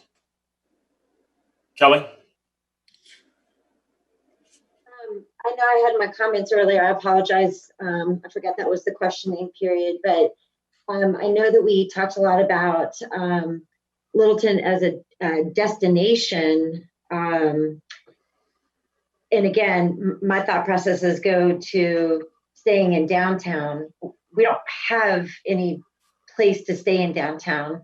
I think we're in desperate need of a very nice, unique boutique hotel, and that would be a destination. The hotels are all located near South Park, in the south part of Littleton. So that's something else that kind of caught my attention. And I agree with Carol. I actually wrote down in my notebook here that, our population is growing. We're not really a small town anymore. We are a small city. So thanks. Okay, thank you. All right, if we can go to Mayor Pro Tem Berlin. Yeah, thanks, Mayor. I appreciate the presentation, though to a certain extent I agree with both Council Member Elrod about possibly skewed survey results, since really quite a bit of this information was derived from the question period in downtown. And I think, of course, those people are going to answer that the most attractive destination in Middleton is downtown, since that's where they are at that time, right? And I also agree to a certain extent with Councilmember Driscoll that I think part of a successful marketing campaign is not just going to be sort of taking the data and distilling it down into a motto, but really finding the third dimension from that data. I mean, really just distilling it down into what the city aspires to be and what it really has to offer in human terms, and just doing something creative and inspired. And I'd like to see sort of more effort in that direction. And I guess with those two caveats, of the options presented to us, I do like the first positioning statement and the best. I'm not sure if a positioning statement is really supposed to operate like a motto, but if it is, I think that the positioning statement is too wordy. I think it should just say small town, comma, big escapes. I think the and with take the punch out of it. So those are my comments. Thanks. All right. Thank you very much. And Council, remember, we do got to get to a closure here, but we'll go to Council Member Grove, then Elrod, and then we'll turn it over to Mark Ruff again, City Manager. But Council Member Grove. Kind of on a different vein, given when this was taken during COVID, I see a lot of validity in terms of marketing to our surrounding communities.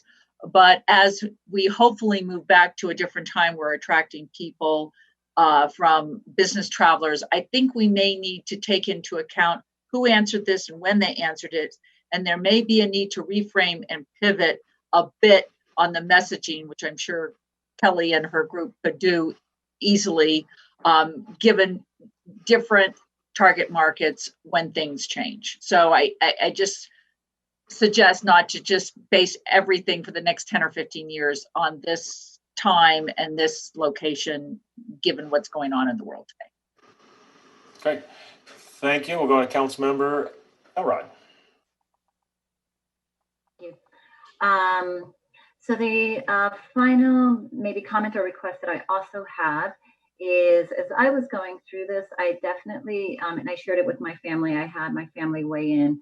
So different age groups reacted differently to it. So I think that's another important view of this, especially on the brand positioning. I think that first brand positioning it almost seemed like the obvious one. I think that's to a certain degree an indication of why that seemed to be strong across the board. It was the obvious one.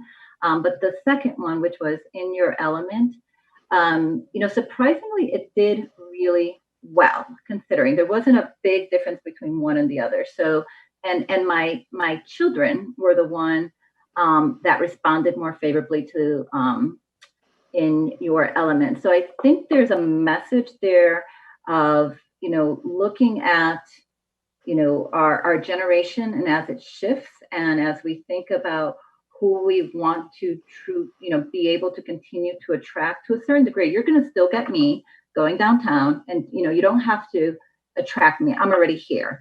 I'm already aware. But if we're trying to grow our visitor base, we have to start tapping into that, whatever the next audience for us could be. So I think there's something to that element one that could use maybe a relook at or refinement to. But overall, my point on this is I think this is great work. I think this is moving us towards what we do need to kind of put a stake in the sand and say, here's who we are, here's who we're going after, and the marketing campaigns will come, right? They will live on. So I think this is good direction for us to go. And I actually think this is really important for us to go after this now. There's a lot more staycations that we can absolutely monopolize on, to be quite honest with you, because we are so unique. So I don't think we should lose this opportunity now. Great, good comments. Thank you very much. And I'm just going to end before I hand it over to City Manager. I like this information, just like the business and residential surveys. It's information that we use to make other decisions on, whether it's in the budget or strategizing. It's just information, whether we like it or not. But Crane, I think you had some excellent comments there, though, of how it can be used or how we can maybe adjust it. I think that was really good. The only thing that minutes beyond scheduled time. We're almost there.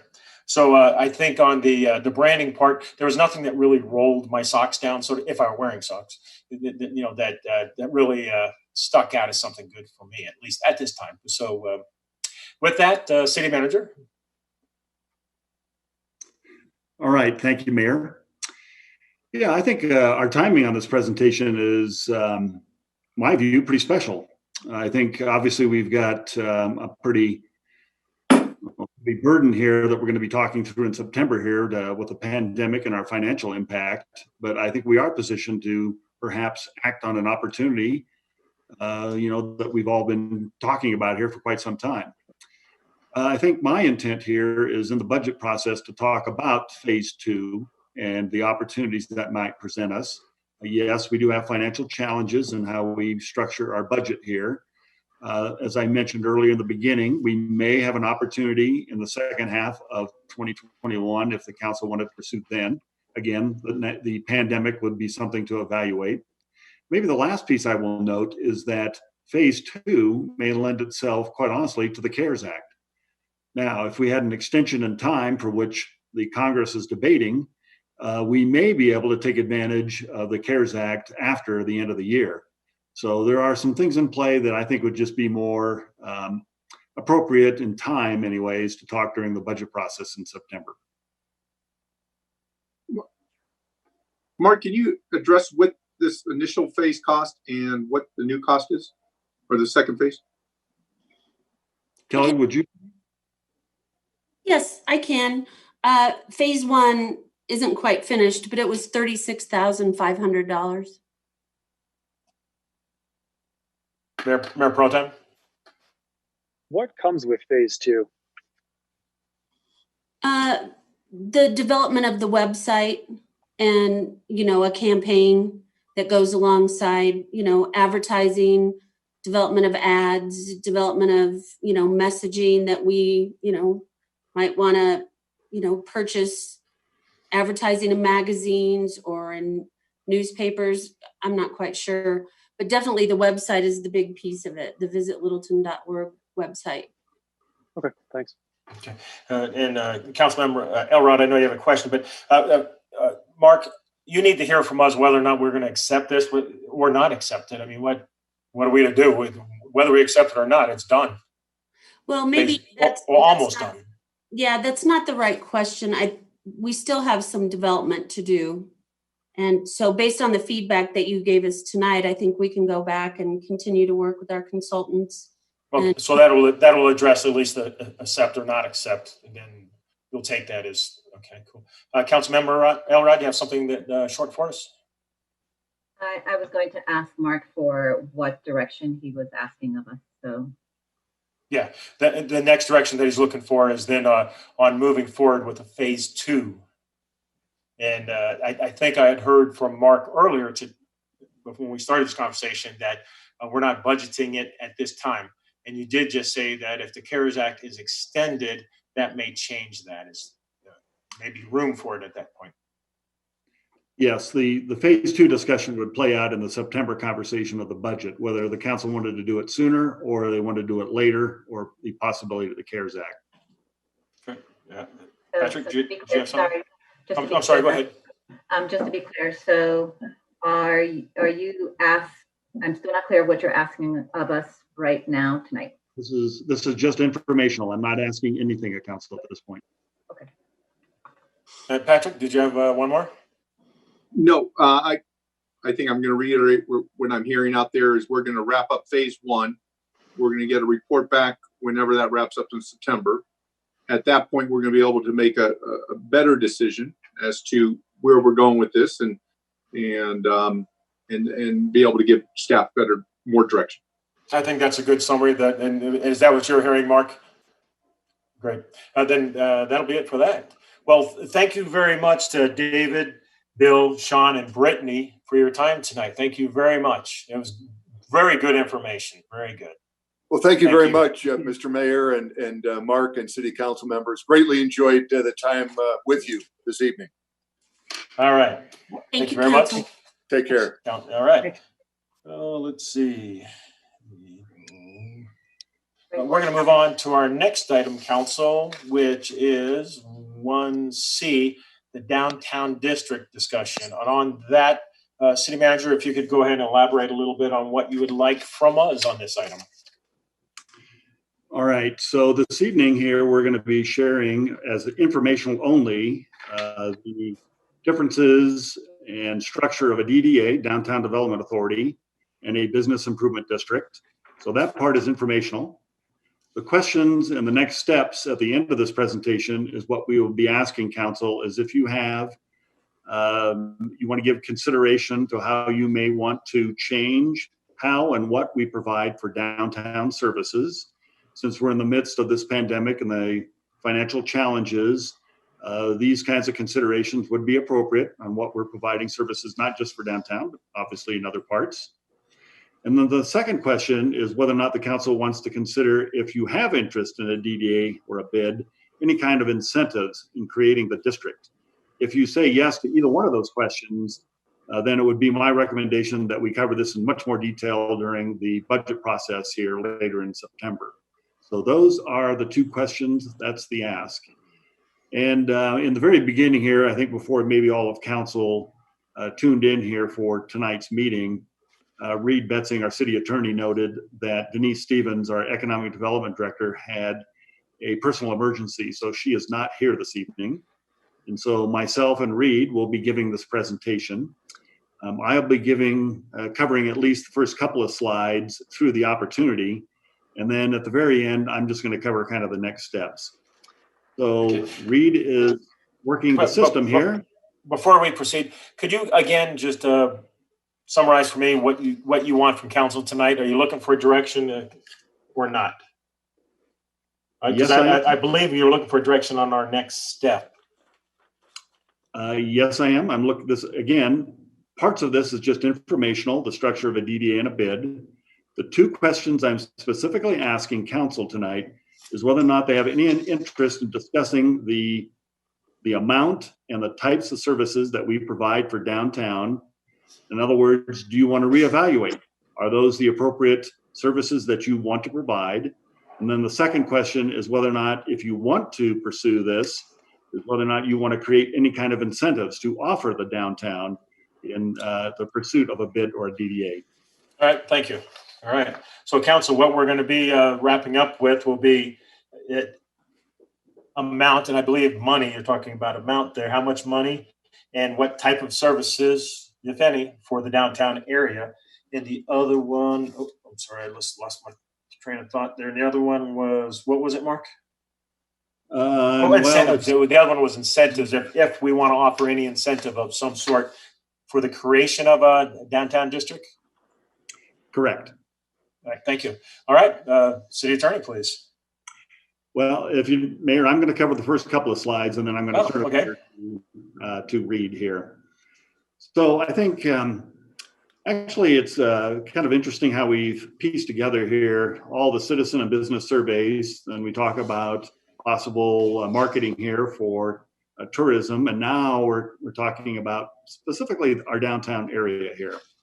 And I think we've had a few things that have presented itself that just make this a unique moment in time. Obviously, the COVID-19 pandemic has created something that, as we call, unimaginable, and it happened. And so now we're kind of reeling from the consequences of that and trying to manage not only just the cost impacts, but then obviously trying to look to the future and how we might recover. Well, the question is, how does our downtown and the opportunities for a bid and a DDA kind of fit into that opportunity? Next slide, please, Reed. So I think it's fair to say that historically, how the downtown has kind of functioned has been a challenge in many ways. I think that we have a downtown business association that represents roughly 60% of the merchants. And we also have a business chamber that has another layer on top of that. And at some points in time, that doesn't necessarily provide kind of a unified stakeholder voice. And so I think that's been our challenge. And I think that's been played out perhaps much more vividly here during the COVID-19 experience, especially as the city pursued here the weekends on Main Street. As a consequence to all that, we really don't have a plan that looks to the future about how we can make improvements and sustain any kind of action here over time. I think the other big challenge that we have, and council's well aware of this, and we shared this with downtown, is Denver Water is looking at replacing the water main down parts of Alamo and almost all of Main Street. And the consequences of that will be substantial. It will be another disruption to the businesses. It's going to be tearing up all of the right-of-way, the pavement, curb gutter. And so the question would be, what are we going to do to prepare ourselves as Denver Water looks to come down through our Main Street? Some of the reasons why we want to actually look at the pursuit of a district is that the city really does need a partner in the downtown area.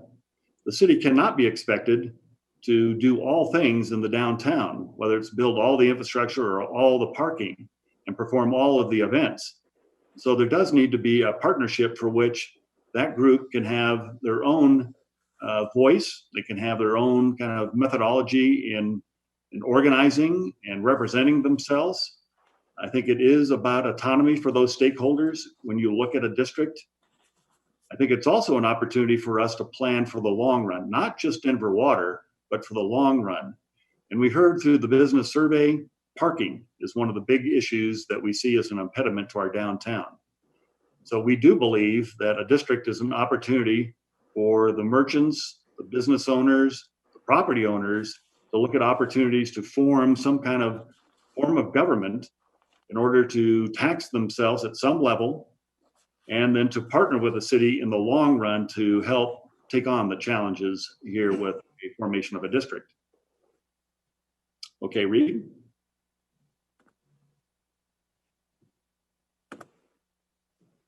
And with that, I'm going to turn it over to Reed to talk about the differences between a downtown development authority and a business improvement district.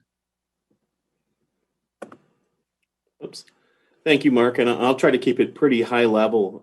As Mark mentions, as we look at the future of downtown Littleton and the financial constraints that not only the city has, we look at a couple of different types of districts that may be available for some of those business owners, some of those property owners, and whoever's leasing businesses down there that might be able to take opportunities to kind of take hold of some of the issues that we've seen. So when we talk about a DDA, we're referring to a downtown development authority. Essentially, they're public entities, and without using the urban renewal name, they're very similar in terms of what their powers are as it relates to an urban renewal authority.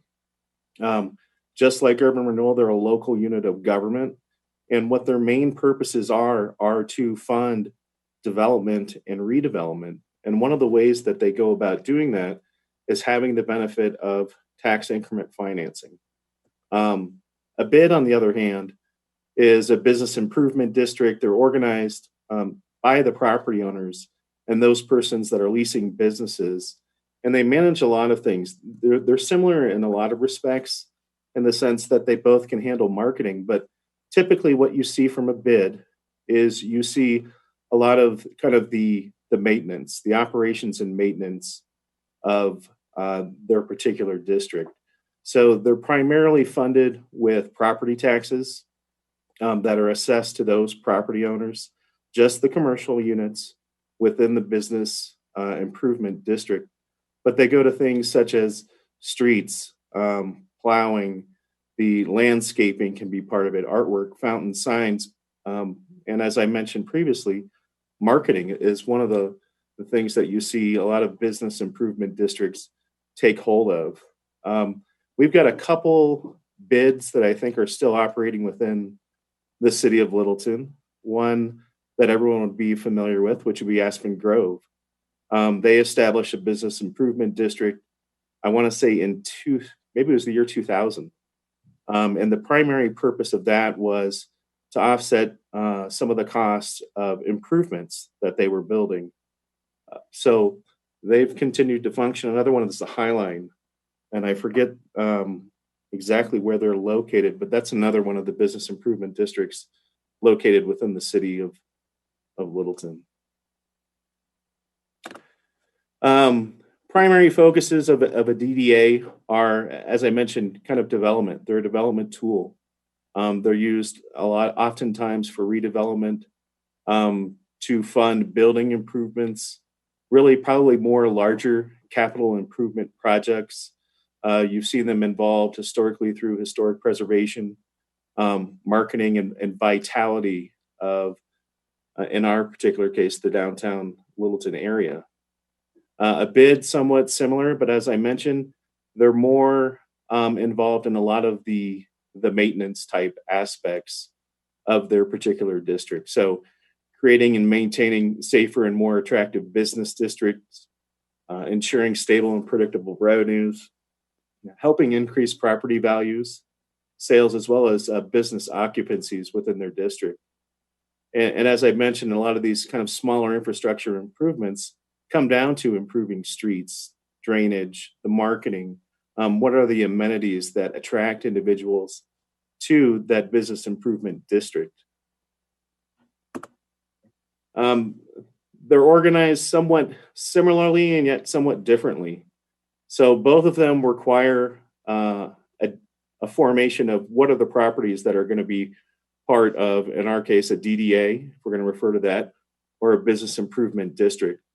So from a DDA's perspective, generally that's initiated by City Council.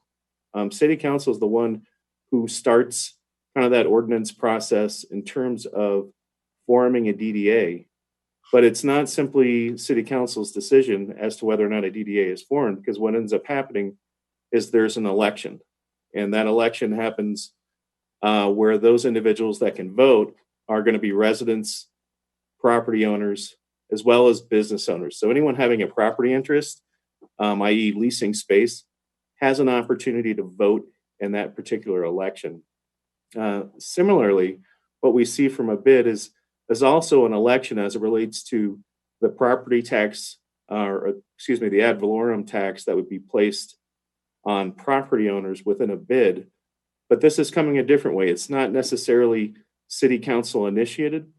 It is actually the property owners who typically come to the city, and they typically represent 50% of those property owners in terms of the assessed value, as well as we'll call it the district acreage, but essentially all those units, about 50% of them, you need a petition.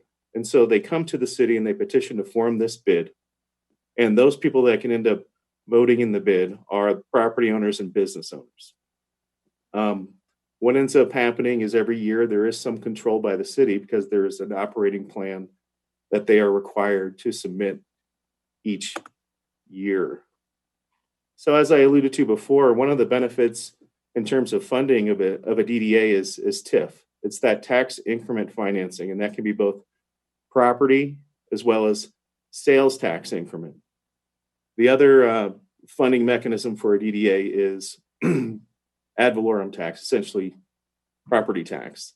Now, the property tax is limited. It can be up to 5 mils. That's the max that can be placed in DDAs, those properties, to fund kind of the operations. But they're also subject to TABOR. They have the authority to issue those bonds. The bid, once again, has no TIF.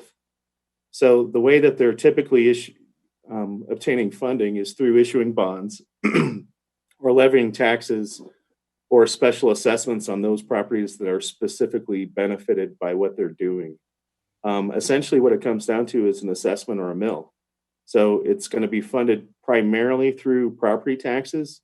There's nothing that prohibits them from obtaining any grants that may be available, or any funding mechanisms from, say, if the city wanted to contribute to the business improvement district. As far as their authority, they both consist of boards of directors. DDAs have anywhere from 5 to 11 members. It's similar for a bid, but those people that are being appointed on a DDA are actually appointed by City Council. So in fact, there's a requirement that individuals, well, at least one of the members in a DDA has to be a city council member, and the remaining members may be council members, but typically what you see, they're property owners or residents within that DDA. BID is somewhat similar in the sense that those individuals, there's a board of directors that controls exactly what it is that they're responsible for doing. And to be eligible on there, you have to be an owner of personal or real property within the district. So no council appointees on the in terms of a council member or an ex officio member on the business improvement district aspect of it. Council, we have now used 15 minutes of our allotted time. I will speed it up. The formation in terms of the time, we have kind of a general outline in terms of how long it will take to actually form either of these, if this is the direction that council wants staff to explore with the stakeholders in the community. One of the constraints that are going to be on here, whether or not it's a DDA or a BID, is the election schedule. So for both of these, in terms of the Tabor elections, i.e. the assessment of taxes, they have to happen on a regular election. So it has to be part of a regular election cycle. So the guesstimate in terms of the formation of either of these are probably a couple years.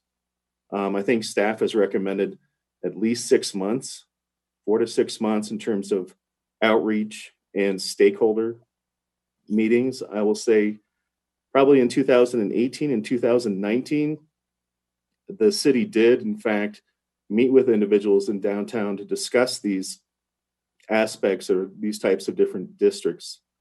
So it has happened before in terms of that outreach, but I think to build that consensus, especially as it relates to a BID formation, where you really need to get those property owners to really step forward, because they're the ones that are going to have to petition the city for that formation. And they're the ones that are essentially going to be assessing themselves an additional property tax. Mark had mentioned the city services that are being provided to the downtown Littleton area. And as you can see through the list, there's a number of services that the city provides to the downtown Littleton area, as well as a lot of sponsorship opportunities that the city provides to downtown Littleton. So we're talking about Weekends on Main, Little Jams, the Candlelight Walk, all those items cost a good amount of time. And so when you look at these one-time expenses, and these were just pulled together over 5 years, they were made through our PBB process. So what those numbers, and that they're not itemized, I think staff maybe wanted to keep a lid on how much all those cost, but we're talking not only the actual expense in terms of hiring these individuals, hiring consultants, hiring professionals to perform these services. We're talking about the in-kind services. So our police officers, overtime, staff hours spent organizing these types of events, all those things together come out with, generally on average, we're close to $600,000 in support that the city is providing downtown. So I think what Mark has alluded to with COVID is, it may not be a long-term solution to continue to expend those types of monies. That's obviously up for council to decide tonight if that's something that you want to address or explore on whether or not there's a way to reduce those, or, it's council, you guys can increase them. But looking into these two types of districts in an effort to provide that more kind of autonomy for downtown, for those business owners to take ownership of what's going on down there now, as well as what's going on in the future. So next steps, I don't know, Mark, if you want to jump in at this point. Yeah, thank you, Reed. Sure. So I think the question before council here this evening First of all, is we provide some kind of information about DDAs and bids, and be more than happy to kind of respond to some questions about them technically. I think the real question for council is whether or not you have interest where you may want to pursue those in some form. One of the questions I asked in the beginning here is just kind of the cost of services and whether or not council has interest in kind of evaluating that during the budget process here in September. The second question is whether or not you want to consider any kind of incentives. Incentives could be certainly the covering the cost of an executive director for some period of time, say less than 5 years, if a bid or a DDA is pursued until they get one formed and have enough revenue for them to take it over themselves. I think the other question, obviously, you'd have to be asking yourselves is whether or not you are willing to partner with them financially over time, a DDA or a bid. It would be my recommendation if one was formed and purpose, let's say parking as an example, I think that would be a wonderful partnership where the city could look to somebody in the property owners, business owners to partner in the long run of how we manage parking as an example. And then I think one of the most important things I think was we just have to make ourselves available here so that if people do have questions, we are able to kind of respond to them and help them with that process. That could be an incentive, is that if they do wish to pursue this, there is a cost in producing materials, advertising, conducting meetings, and then obviously the election itself. So that could be another opportunity for an incentive. So with that, Mayor, I'd turn it back over to you, see if we have any questions about a DDA and a bid, and then come back to my two questions. All right, so let's make the questions related to the DDA and the bids. Who would like to start her out? We have Councilmember Driscoll.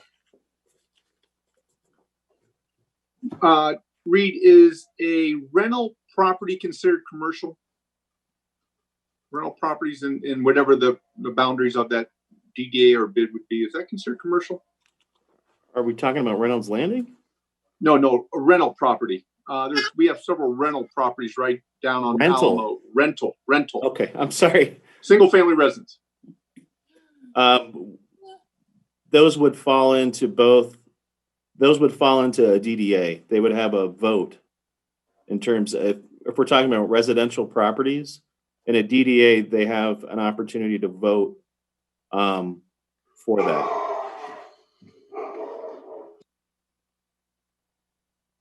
Does that answer your question? Yes, thank you. Okay. Great, thank you. Sorry. Councilmember Milliman and then Elrod. Do you know if other successful downtown districts like Golden, Arvada, Boulder, I don't know, some of those other downtown districts, did they have DDAs or BIDs? Do you know? Yeah, I'm gonna probably have about a 55% chance of being right, but Arvada has a bid, not a DDA. Golden has a DDA.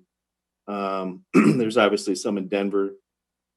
It's generally quite a few around. Actually, I would take that back. I think there's probably only about a little bit more than a dozen DDAs that have actually been formed in the state. So there's not an overwhelming amount of them, but generally speaking, all those jurisdictions that you name, Colorado Springs is another one that has a downtown development authority, generally have kind of an overlay of a bid as well. Okay.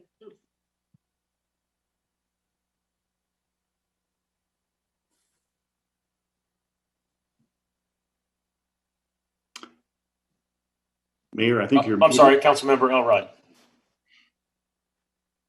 Reed, on the bid, you talked about 50% of acreage or other factors. So does it have to be 50%? Can it be 60? Can it be 70? Is 50 just the minimum? Can you talk a little bit more about that? Sure. If the city of Littleton had its own ordinance regarding the formation of bids, you could make that threshold higher, both as it relates to the requirement of at least 50% assessed value, as well as at least 50% acreage. The city has not chosen to require that. So right now it'd be 50-50 according to state statute. So do we have to have an ordinance, or no, this can be developed as is now under the state statute? It can be developed now with the limitation that it has to be at least 50% of the assessed value and 50% of the acreage of that proposed BID. Good. Thank you, Mayor Pro Tem. I have two questions. I'll just ask them one at a time, Mayor, and if you want to come back to me for the second, that's fine. Do them both. Do them both. It sounds from your presentation like a bid tends to finance smaller scale projects like landscaping and so on. Would it be able to generate enough money to cover that $500,000 a year that we're putting to downtown now, plus do infrastructure projects like potentially a parking structure? Yeah, I would say, Aspen Grove is a bid, and they have a pretty hefty balance. So they've actually been pretty successful in their ability to function as a business improvement district. A lot of it is probably going to depend on what the voters of that bid agree to in terms of that property tax assessment. That ultimately is on them to agree to. So obviously, if they were only going to agree to a few mills, then there may not be enough money in the long term to fund kind of the larger scale projects that perhaps council envisions for kind of the future of downtown Littleton. So when we're talking about, a parking structure or whatever it is that is in the future needed to alleviate parking, perhaps DDA becomes maybe the better option just due to TIF coming in and being able to leverage that. And then my second question may be a bit unanswerable, but I'll ask you and Mark to at least take a shot at it. Obviously our community has a very idiosyncratic history with tax increment financing. Do you see any political liabilities with council potentially pursuing a DDA?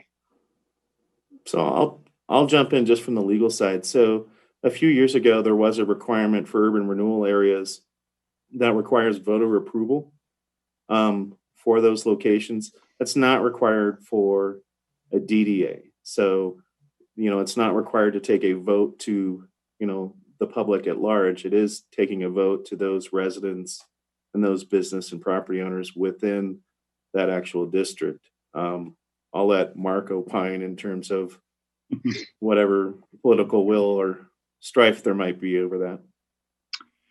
Yeah, obviously we have some history with urban renewal, and was not necessarily all that positive. So I think TIF has some connotation here just locally about that. I think in the case of a DDA, I think you're just going to have to be much more specific about its intent. Certainly the requirements by state law, this plan of development, would go a long ways to kind of explain exactly what the intent is of the DDA.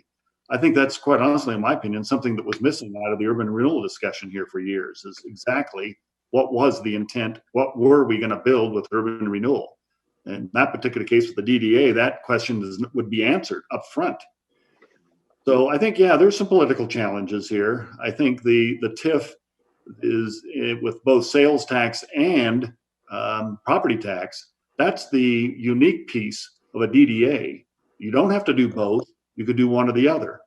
But I think they are interesting tools for the long run. In my opinion, is probably more to an advantage of building more expensive projects. Parking is probably the example. I'll just share quickly my experience. As you know, I spent 16 years with the city of Grand Junction, for which they had a DDA that had been in existence, my understanding, since the 1960s. And so they've had a long history of a DDA working together with the city. In that particular case, it was all about parking. Over time, they also looked to other redevelopment projects, including a theater. So it is a longer, in my view, it's a longer opportunity, the longer view to take on special projects. A bid tends to be much more targeted and right up front, more obvious. But they have advantages and disadvantages. Thank you. And we're still taking questions on the differences or questions regarding DDA and bids, and we have Council Member Grove.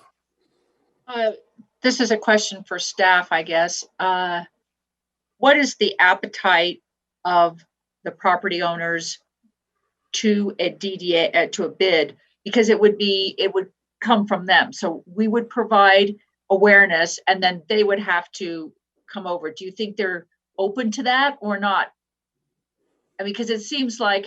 Yeah, the question is there an interest in it is what you're asking? Okay, thank you. Yeah, my experience with it in the last couple of years is I think there's a misunderstanding between the two. I think property owners, business owners think there's just automatically a new tax of some sort. In the case of the DDA with the TIF, that's not true. And so it isn't necessarily new, it's an increment. And so I think there's just an education piece that needs to be played out here, in my view. Again, advantages and disadvantages, but mostly I think they need to be informed, share information. Council member, sorry? Council, we have used 30 minutes of our scheduled time for this topic. We have 15 minutes remaining. Thank you. Council member Elrod. And we got to remember, we still have 2 issues we got to cover on this item. Reed, can a bid also be established with sales tax instead of just property tax? No, a business improvement task or a business improvement district is solely funded on the ad valorem taxes or whatever fees or assessments they get. So they can't use sales tax increment. My follow-up then is, do you typically see, I know that there are areas that have bids and DDAs. So you can't have both. Do you typically see, like which one goes first? Like do you typically see bid going before DDA or DDA going before bid or at the same time? I don't think that I could answer that correctly. I will tell you that one of the benefits of a DDA, if it's a benefit, is their sales tax increment finance period is actually longer than an urban renewal. So urban renewal was 25 years. DDAs are actually 30 years, and they can get an extension for an additional 20 years. Bids can be running in perpetuity. So whereas we ran into some challenge with our urban renewal areas and where we established them but didn't have any developers coming in, that's more of an urgency that we saw that I don't necessarily see in the formation of either of these. A bid could be really good to form first, simply because it can start taking over some of the ownership of programming that's happening down there, the maintenance expenses, and thereby working to ensure the success of sales tax increment in the future. So I would probably say the easiest is a bid, because you're going to need that public engagement anyway. So if you're going to need the property owners to be on board one way or another, that's probably the best place to start. But Mark, if you have any different thoughts. If it adds anything, Mark, do you have anything? No, I would agree with that. I think that's probably a pretty good assessment for our city. Yeah, great. And we have Council Member Fay. Then we're going to try to talk about what we need to do here. A question for Mark. What makes, and I'm looking for some specific things. It's not a rhetorical question. What can you cite for us that makes you think we can engage the current Downtown Business Association and the Littleton Business Chamber in this kind of thing when we have a history of their wanting to take resources from the city and criticize the city for the outcome, and there is very little, if any, history of their contributing to the cost of that? What makes you think things will be different now? Well, my opinion, I think there is an opportunity to talk with a lot of the business owners, merchants downtown about the options here, the differences between the two. I think that, quite honestly, in this COVID experience, I think we are all keenly aware of what the opportunities have been here for downtown. I think the weekends on Main Street is an opportunity for us to talk through about, do we want to do things like that in the future? I think it's clear that we've had some challenges in trying to move things like this forward, where some have certainly supported that, but there's also just been questions about how decisions are made and the opportunity to play out alternatives. And so in my mind, the opportunity of a bid in this particular case would probably be the best mechanism for them to organize and to collectively have a voice that is, I think, more structured, and to be able to come to the city here a little more unified in taking on issues like that. So I think it's just opportunity is unique right now. Thank you. Thank you. So, council, we are looking at the direction to the staff, to city manager at least, about the amount and the type of services that we would provide for the downtown area, Main Street. Is that correct, Mark? Yes, that's correct. Two questions. Do you want to evaluate services? First direction is a two-part. It's about why don't we just break that down right now? Let's talk amount, and then we'll go to type. Okay, Council Member Driscoll has his hand up. Let's let Mark finish his thought there. He was going to restate his two questions. Oh, okay. Sorry. Well, I just first of all, the first question is whether or not the council's interested in evaluating all the services that we provide for downtown as part of the budget process in September. Question one. Question two is whether or not during the same budget process, whether or not you want to look at some possible incentives here for bids and DDAs that you would offer downtown business owners and merchants. Okay, so we're dropping out the type of services, because when we first started, the question was the amount as well as the services. For this evening, the real question is whether or not you want to evaluate the amount and types in the budget process in September, not necessarily this evening. Okay, cool. Okay, so we're not looking for a dollar amount. It's just a matter of, so council, we're coming to a decision. Do we want to continue the discussion and put it into the budget or not? Correct? Is that correct, Mark? Evaluate during the budget process in September. Evaluate it. All right. So is that everybody? Anybody have a question just on the direction? We're all good? Okay, I'm going to go back to Mr. Driscoll. Yes, I don't think there's any secret here. I'm highly in favor of one of these two avenues. I think it's time for this, the merchants and the business owners and the city to come together and put a plan together to help Littleton, the city of Littleton, move forward. We saw the number, close to $600,000 every year that we spend. I don't know if I've ever seen that number, but it's a substantial number. So I would definitely be in favor of bringing this back for discussion for a budget number in September. And I'd also, I like the process of having a timeline in place. So if we come back and say, let's give them some seed money for X amount of dollars, but that expires in 2 years if you don't have something in place. I also like the idea of, funding maybe a general manager. I forget the designation, but I do like that idea of funding somebody, something like that. So you're in favor of adding, including it into the budget, some discussion, at least in the budget. Mr. Absolutely. Mayor, point of clarification. I'm confused again. Are we doing questions or are we doing comments? Questions. But I think he made his point clear that he's in support of and continuing. Okay, yeah. So we are doing comments then? Let's stick to the questions as much as we can here, but it's not a black and white, of course.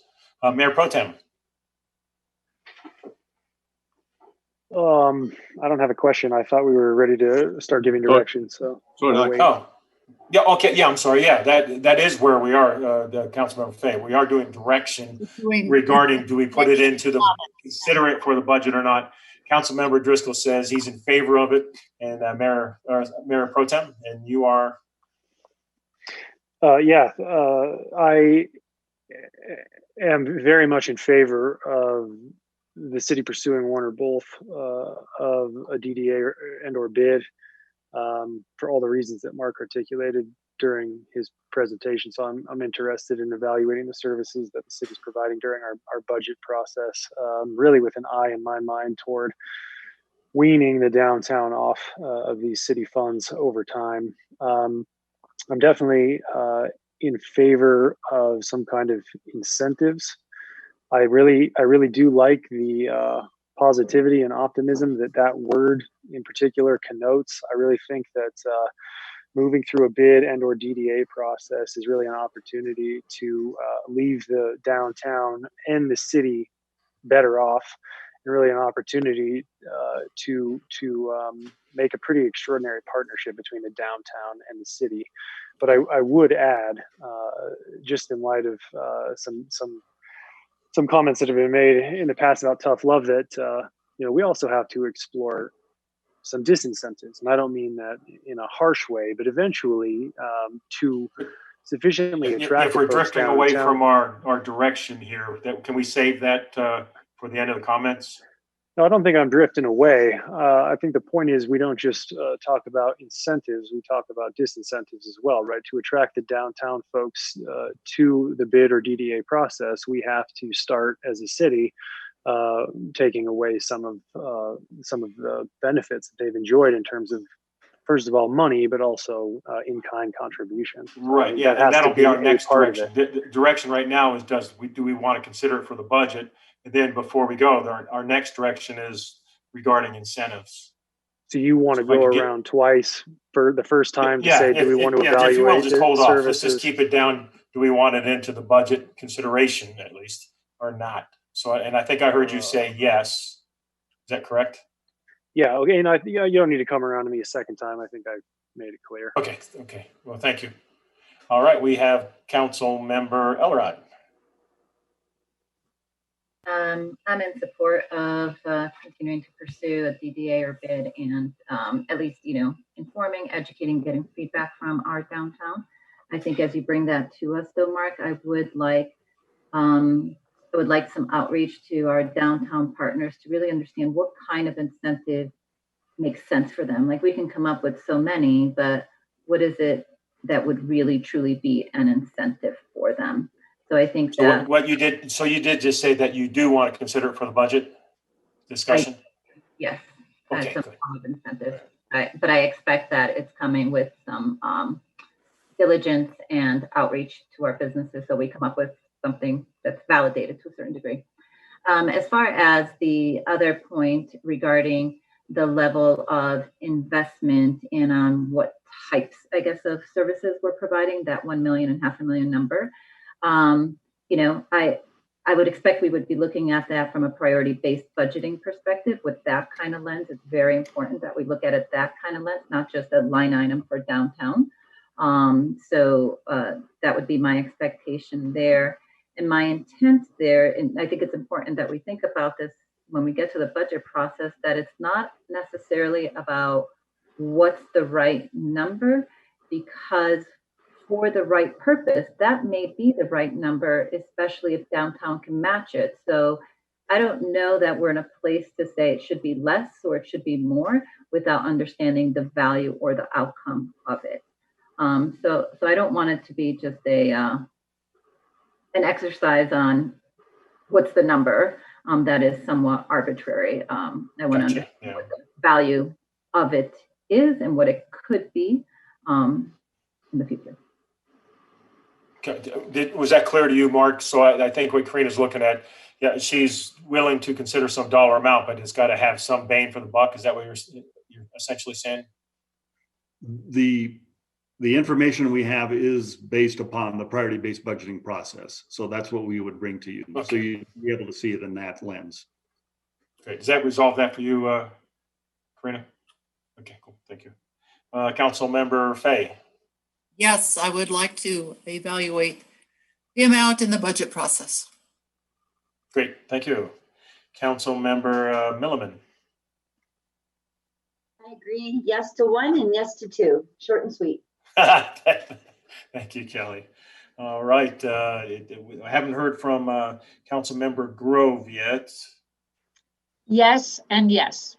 Yes and yes. Yes and yes. Okay, and I am I'm yes and yes as well. And Scott, going back to Mayor Pro Tem, you were yes. That's correct. Cool. All right. Thank you. And then Councilmember Fay was yes, yes. I didn't write the second. Yes. Cool, cool. Yes. Yeah, and Councilmember Elrod was yes, yes. Okay. And Councilmember Driscoll, yes, yes. All right, cool. Mark, I think you have, and Councilmember Millen was yes, yes. So Mark, you have your direction on that particular item. Okay. So the next item that you wanted to address on that was the incentives, and you got all yeses from us there. So. Correct. Crystal clear. I'll be ready for the September discussion. Great. Thank you, Council. Then if we're through this item, we're going to move on to our last item, which is item number, let's see, 20-155. It's the revived proposal policy for reviewing service plans for metropolitan districts. And I believe staff is looking for direction either to adopt the plan or otherwise. So we'll start with, I believe this is the city attorney. 5 minutes. Can we have a quick 5 minutes? Let's take a 5-minute break. Right now it is 8:55. We'll come back at the top of the hour.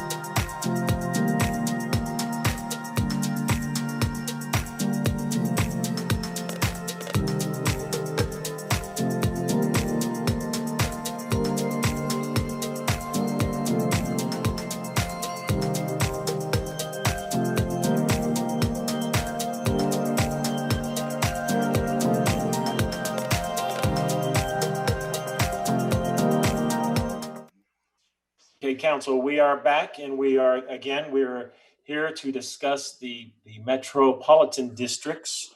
And if the city attorney, if you could give us what direction you're looking from us. Thank you, Mayor. You know, at the end of the day, the direction that staff is looking for is whether or not council is okay with the proposed changes to our current Metro District policy that was presented. We presented this back at a study session on July 28th.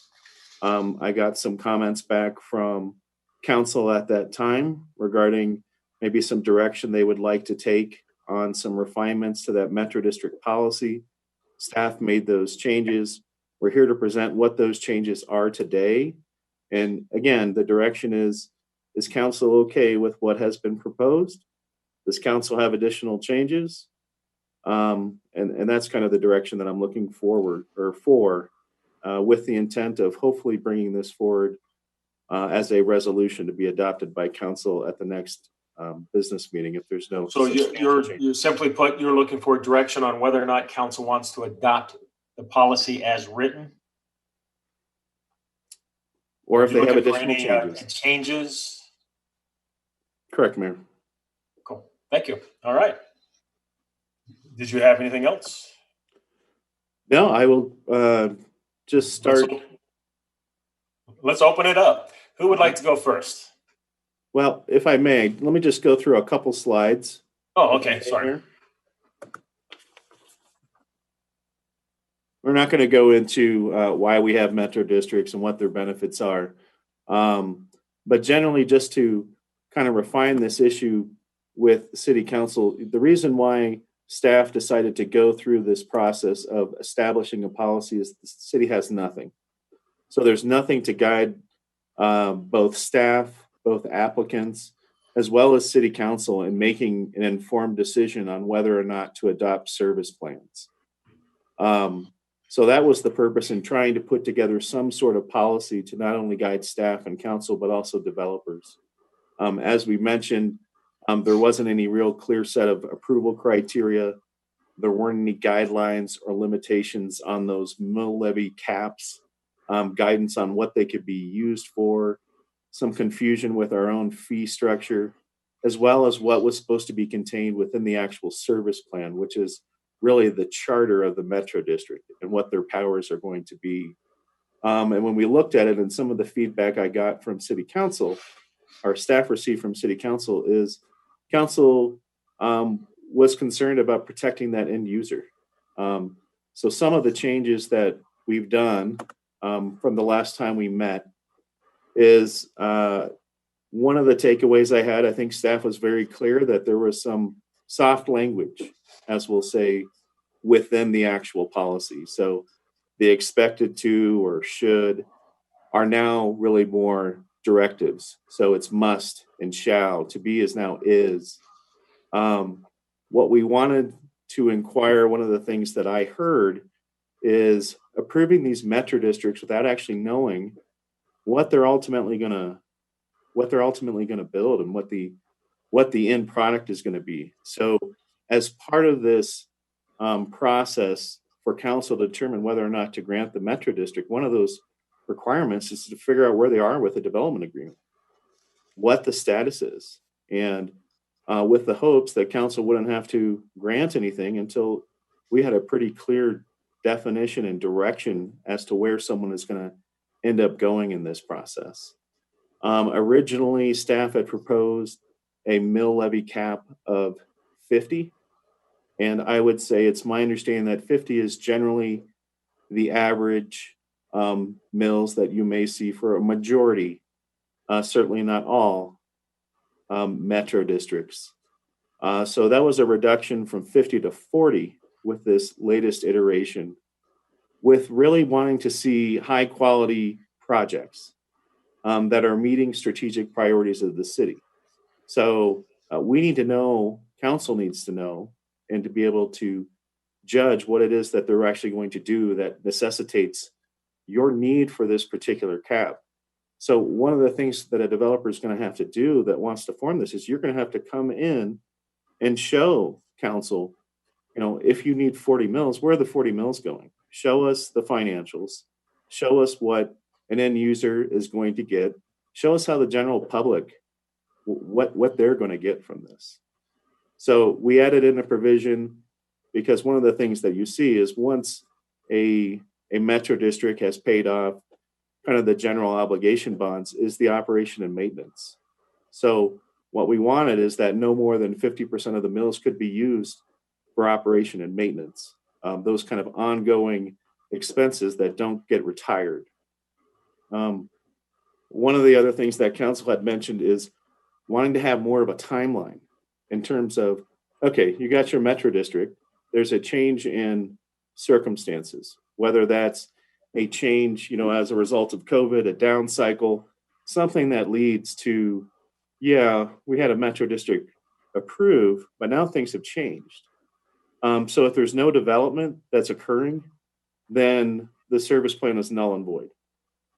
A reduction of the bond term from 40 years to 35 years, as well as a prohibition on junior bonds. So when I mentioned junior bonds, one of those, essentially what that is you would have a senior bond that's generally paying for most of the projects, and then the issuance of junior bonds.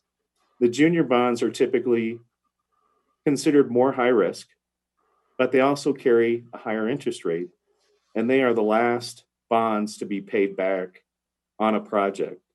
So if you had 30 years that's being used to service debt, it's after those 30 years that those junior bonds are going to be getting paid back. So if one could compound interest, on whatever that interest rate is, 10%, 12%, it's quite a return on an investment at the end. So a prohibition on on doing that. So that's generally kind of the big changes that were made. And I'm certainly available, and Jennifer Henninger's in here as well to talk about any questions that council may have about the current iteration. And I think that's all I have. All right. Well, thank you very much.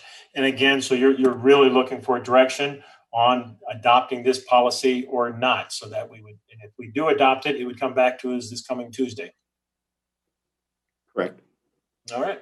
So council, I'm going to open up the questions. We have Council Member Driscoll up first.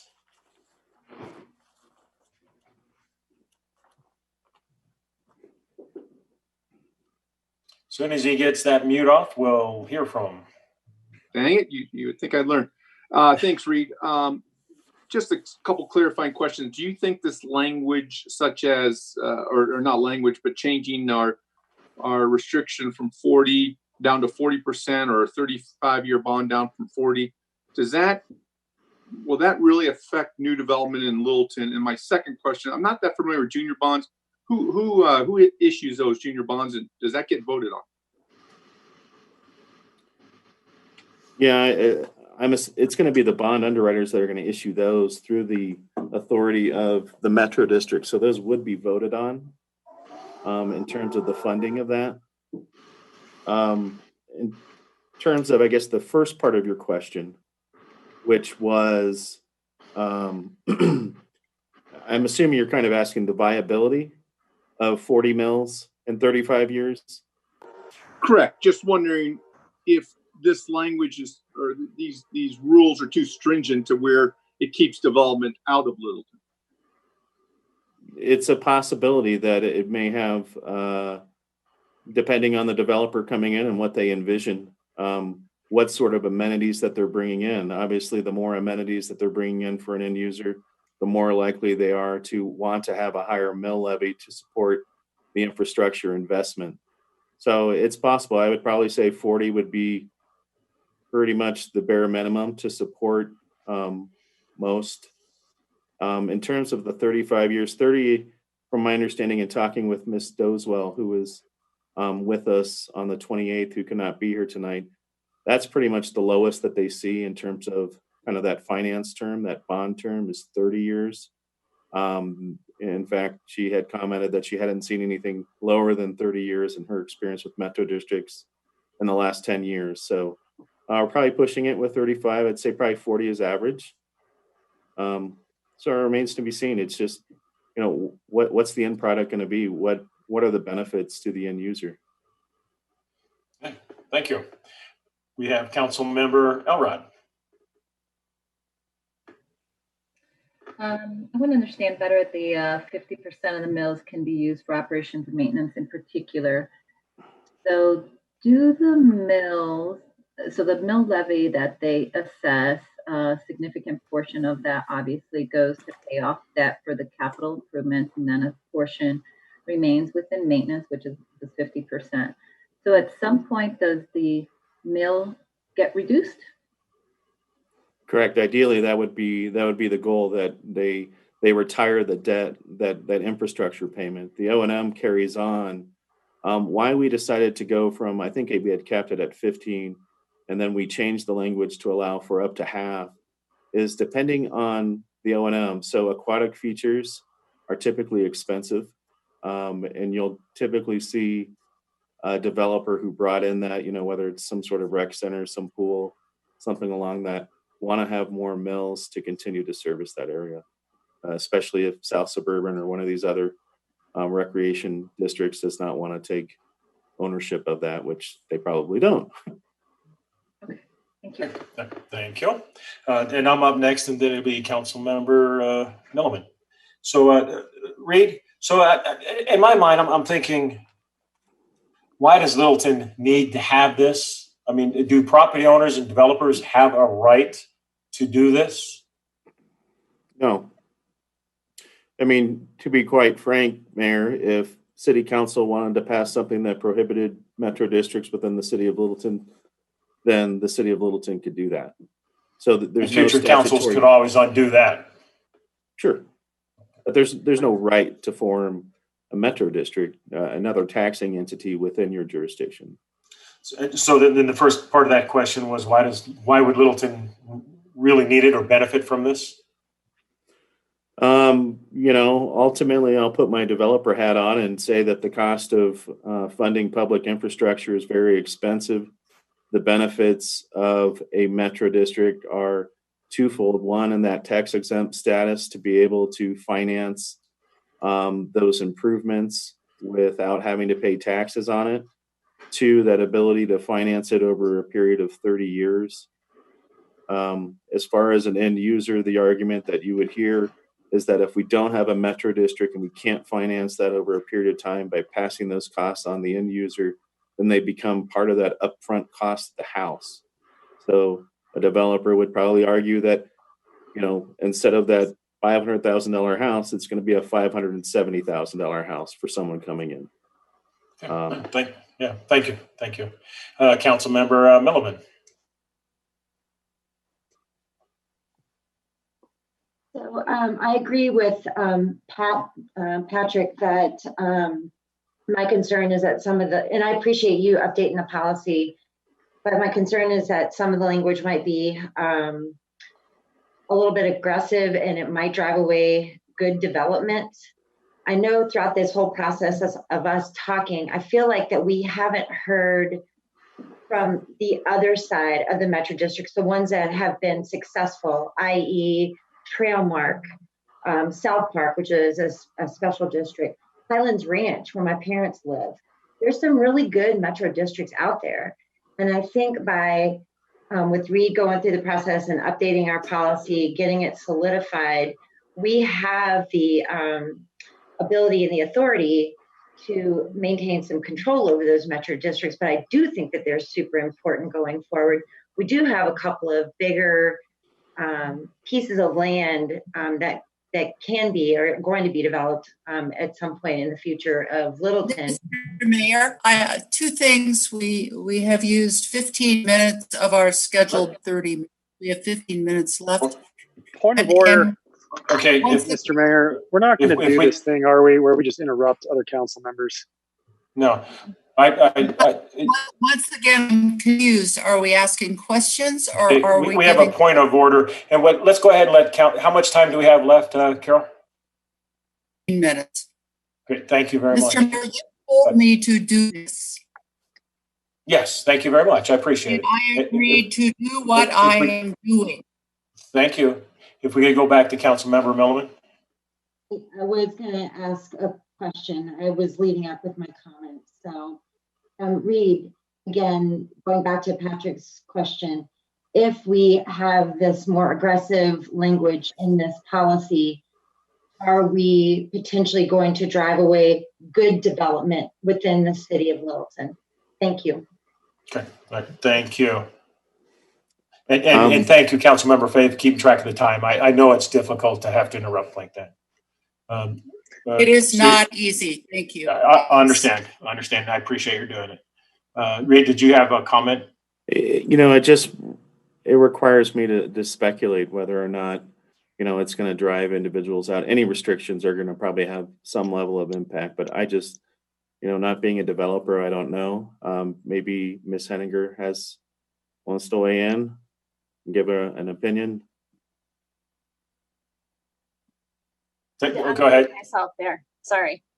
The developers that we have been working with here at the city, obviously the most recent one that asked for the Metro District, Evergreen, they have made it very clear to us that they don't have that upfront money to cover infrastructure, nor does the city have that upfront money. So the Metro District really is supposed to be a public-private partnership. So it's a partnership with the city and with the developer to create development in the city. And I think another thing to add is that regardless of us having a policy or not, right now the way the language is written is that we have no guidance if we get a Metro District application. And that application will come to City Council, and City Council still has the authority, policy or no policy, to say no to that Metro District application. Is that correct, Reed? Generally speaking, yes. All right, thank you. We're going to go a second round here. We haven't heard yet from Councilmember Fave, Grove, or Milliman. Do one of you three want to up now? If not, let's just go to Councilmember Elrod, please. Can someone speak to the benefit to the city? Jennifer, you started alluding to it, but I just wanted to explicitly ask that question. What is the benefit to the city of allowing and having Metro Districts?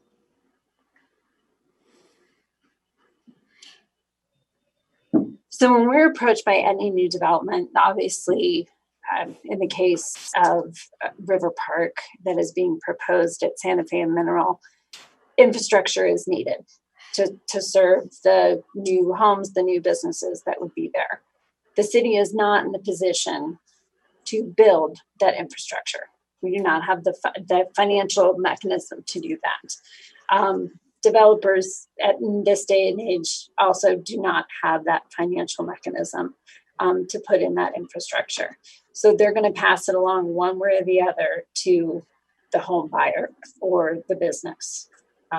So the Metro District just allows for a different way of passing that on, those costs on, and then the end user actually gets tax benefit out of it, setting up it as a Metro District, as opposed to it just being applied to the cost of the home or the cost of the property that is purchased in the Metro District. If I could add on to a little bit on that, on my question. So it's not specifically to I understand some of the benefits to the end user, but beyond the end user, beyond that community that might be built, the community outside of just that district, what would be some of the benefits to the greater community? So go ahead, Reed. I would just jump in on the policy. I would just jump in on a couple that, at least from what we've seen, a lot of times it's kind of a regional traffic improvement. Not only are there impacts caused by the development coming into traffic, but if there's a way to make an improvement such that those persons outside of that location are also benefiting from it. A lot of times you'll see kind of trail networks depending on the size of your metro districts, that add some connectivity to other areas that other individuals outside of that jurisdiction could actually utilize. So that's just kind of stormwater and drainage are another benefit, regional benefit. Thank you. Council Member Fay. This is a question for Mark. In light of what Jennifer has, would the reason be if we did not want a metro districts, would the result be then that developments such as the one she's talking about, that for the most part citizens don't want, they say, but the city says we must allow by right, would that mean that then that development likely not be built? Yes or no, be fine. Well, I think it's a little more complex than that, because I think the one that referencing, I think They already have a metro district. Well, let's use another one. Let's use one where they don't have a metro district yet. So perhaps that was a good example of what if we didn't have one, since we're going to have one. So let's the south part of Ensor. I think the is that it would. And let's say that some part of Wilton we haven't even talked about. Let's get the question on the table. What is the question again? The question is, if council decided we do no metro district in Littleton, would that prevent us from having development that for the most part say they don't want? Okay, good. Understand. Okay, city manager. Well, I think my response to that, if the city did not have metro district as an option, then that property would likely sit vacant for a long time. Thank you. Okay, thank you. All right, we have Council Member Milliman. Just a point of clarification, maybe for Mark or for Reed. Metro districts are for single family homes, correct? No, you can have metro districts that have commercial properties in it. What about apartment buildings or multifamily housing? You could have a metro district with multifamily housing. Okay. Okay, all right, thank you. All right, we still haven't heard from Council Member Grove or Mayor Pro Tem. Do either of you have a comment at this point? And then we'll hear from Council Member Driscoll. Yeah, just to Kelly's your point, I could see maybe Bellevue and Federal, that property there might be susceptible to a metro district, just FYI, because that will have, the goal is to have commercial, multifamily, potentially even single family in there. And perhaps they'll have to put a metro district together to get that developed. Mm-hmm. So that's a potential area. Is that what I heard? Yeah, I'm sorry. That was more of a comment, just a potential area for the future. I don't think we have too many properties left in Littleton that would request a metro district. That's really just, I can't think of too many more. Yep, that's true. All right, Mayor Pro Tem. Are we ready to move into comments? I don't have any questions. I'm just ready. Yeah, let's just go right to comments. Yeah, so Reed, I really appreciate the work you put in to designing an updated policy. So thank you for that. I want our policy as a city to be disallowing metro districts, and y'all have heard this both in meetings and in individual conversations I've had with many of you that as a largely built out community, I don't think it's a tool that we need. It's a hazardous tool, I believe, from the perspective of end users, both homeowners and the city as an end user, in that in general, we don't get our policy needs met by the types of developments that would want a metro district, right? Looking at recent Front Range development, I think we can safely assume that any development in Littleton that would want a metro district is not going to give us things like affordable housing. It's going to give us high-end housing and probably franchise retail. I think that we've had a very bad experience that should be instructive to us with the metro districts at Littleton Village. And I think that to Councilmember Fay's point that I just don't think.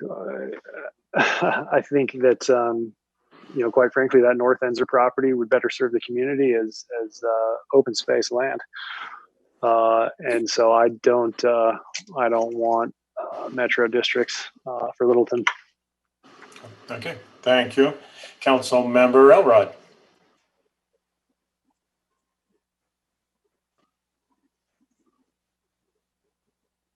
Oh, sure. You're up. No, come back to me. Come back to me. Still okay, here. cool. All right, Driscoll. Yes, certainly, metro districts is a way to fund a project, to get a project out of the ground. What I'm hearing from other council members is, maybe they don't like development, period. That's not my position with metro districts. If that means getting a project developed like the one we see over at the Ensor property, then I'm all for it. Obviously, if you want it to stay open space, then there's people out there that could buy it and turn it into open space. I've made that recommendation to several people on the Bellevue federal property. If you like it the way it is, then purchase it and turn it into open space. When you talk about affordable housing, I think that's a very broad statement. I think the council could put some verbiage into as a compromise to say we need some affordable housing in there. So to Mark's question or to Reed's question, I'm good with the language we have. All right, thank you. Thank you. We'll go back to Council Member Elrod. You have nobody to go before you. You got to go. Yeah, thank you for that, Pat. I think if we don't want something developed, we should use the tools that we have to say no to a development. That's what our code is. That's what our comprehensive plan is. That's what that decision is based on, which is a very different decision than the financing mechanism and a metro district. So I think it's unjust for us to use this as that tool for us. So I think a lot of the changes that you've made, Reed, are, what we had asked for. I think it is much more restrictive, and I think that's okay. So I think we should allow for metro districts, and I think the level of control you put into this is very good.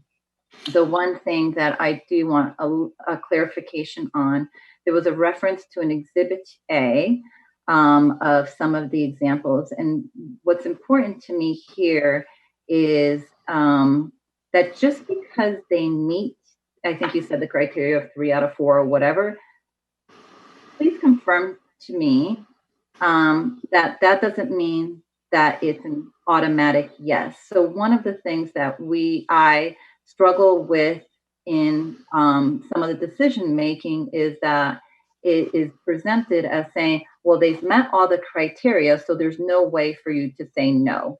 And there still should be a way for us to say no, because not all properties are created equal. Not all of those check boxes are created equal. So I need to know that there is some element of subjectivity and evaluation that we as council are still empowered to act on and decide on. And this doesn't force us into a box. That is just one level of criteria to help guide staff, council, and developers on what a public benefit would be. What is it that the city's expectations are? So that's just one aspect of the approval of a service plan in the metro district. So council will still have authority to either approve or disapprove if they don't like it, regardless of whether or not they met 3 of these public benefits. All right, thank you. Next up, we have Council Member Milliman. And if you will, so far we have from Driscoll and Elrod, yes to adopt it and move it to Tuesday. And we have one no from Mayor Pro Tem. Councilmember Milliman. I vote to move it next week to Tuesday as well. And I thank you for all the changes. I'm sorry, was that a yes or an? I can barely hear you. A big yes, yes. You said, okay. Yes, and then my question to you is, if we were to deny metro districts, let's talk specifically about the South Inser property. That property is still going to be for sale. Somebody owns that property. The city of Littleton doesn't have the money to buy it. We can't turn it into open space. We don't have the cash funds just sitting in a bank waiting to be to purchase this property. I wish we did, but we don't. So that's somebody's property. They have the right to sell it. Right now it is zoned however it's zoned.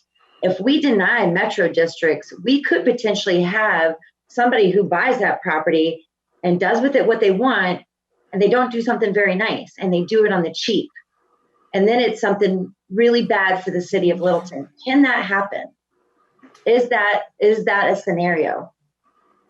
Council, we have used our 30 minutes for this subject. Thank you. So just to respond quickly, if I may, there is an existing PD amendment on that location that prescribes the types of uses which would be available right now. So they wouldn't need to come back before City Council. You know, they already have a vested right to build what was in that 1986 document, I want to say. And it could be better. Okay. All right. Thank you. And we have Councilmember Fay. We got track there in the series of comments that were all well-intentioned. Where I was trying to go with my question to Mark, does that mean that if we didn't have a metro district, a property maybe not developed right now? I didn't mean that, though Scott did, and I respect that. I didn't mean that as a tool to keep it open.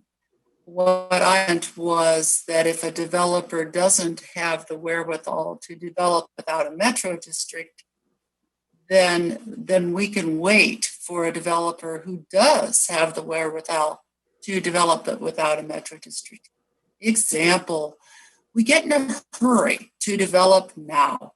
And that was the Walmart situation. I don't think any of us were involved in that, but we probably all know people who were. There was urgency to develop that property as a Walmart because it has to be developed as something. And then we didn't. Along came Breckenridge Brewery and all it brought.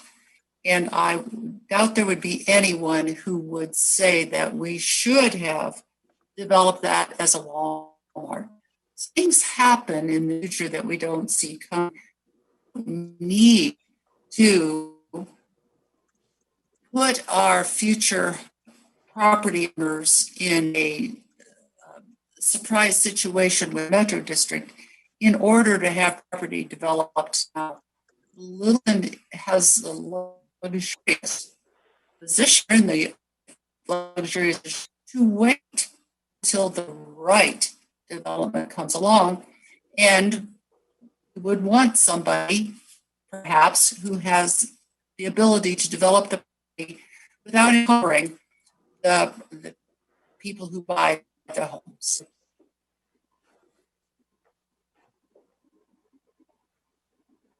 All righty. Thank you. So were you a yes in moving it forward or no? Yes. No. Yes, no? I'm a no. No. You are a no. No. All righty. Cool. All righty. Then we have Mayor Pro Tem, and then I'm up.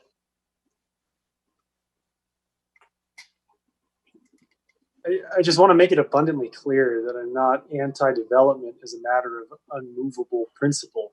I think that what we need to do as a city, to echo Councilmember Fay's comments to a certain extent, is choose development strategies that get us developments that serve our policy needs, and they really are needs for things like accessible housing, workforce housing, downsized housing for seniors, sales tax revenues, the creation of workplaces where people can work where they live, and on, right? I think in a lot of ways, this question is very comparable to what we confronted as a council when we talked about the proposed development at Powers and Middleton Boulevard. Yeah, we can let things develop as much as we want, but if they don't serve our policy needs, then what's the point, right? And I think a lot of these developments, in fact, will exacerbate our problems, right? We get things like traffic, and we get things like vacant storefronts or undeveloped commercial that just create additional liabilities for the city. And why invite that? I mean, we can be selective. And to Councilmember Elrod's point about sort of the justice of the question around metro districts, I think the real question around justice has to do with what's been happening in extreme cases involving metro districts to the end users, and in particular, homeowners who are kept absolutely in the dark about what is going to be sometimes a ruinous and increasing over time tax burden.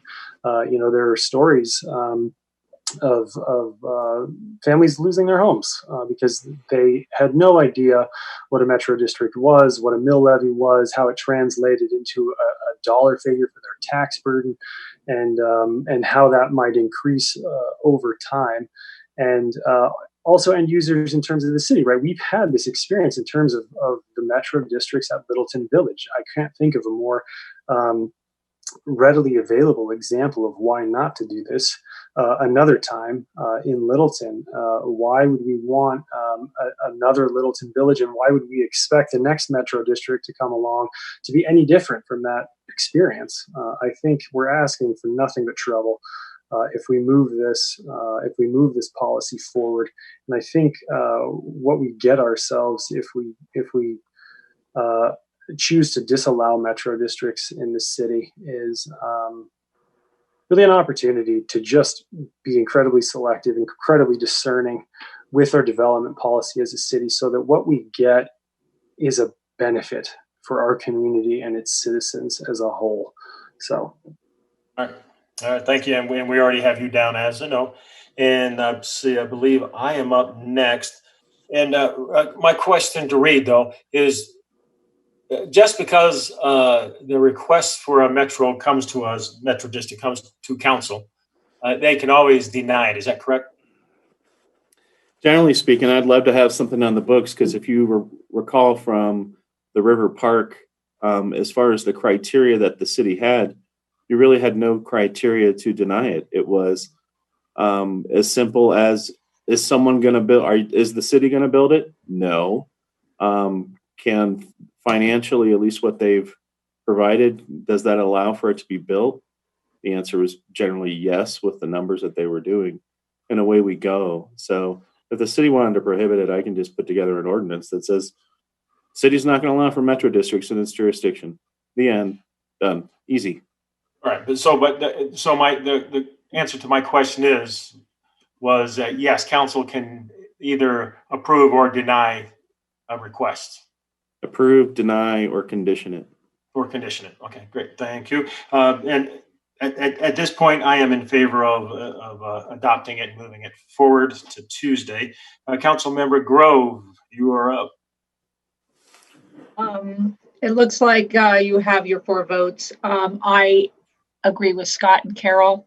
I think that metro districts are fraught, and I would like to see us prohibit them.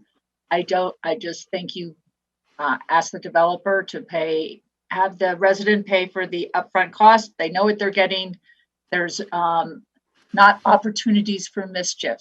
And so if we don't prohibit them, then I'd like to see a policy in place that is consumer focused. All right. And Council Mellon, I'd like to try to wrap this up. We do have everybody's comment and opinion on moving it forward. It does have enough to move forward. Councilmember Milliman, did you have anything else you'd like to add? I just wanted to add, I just think that we've been Can you move forward just a little? Sorry, I'm usually pretty loud. I think, Littleton Village keeps coming up in conversation. I know it's not a good thing. It's not, but that's one out of how many thousands of metro districts that have been very successful.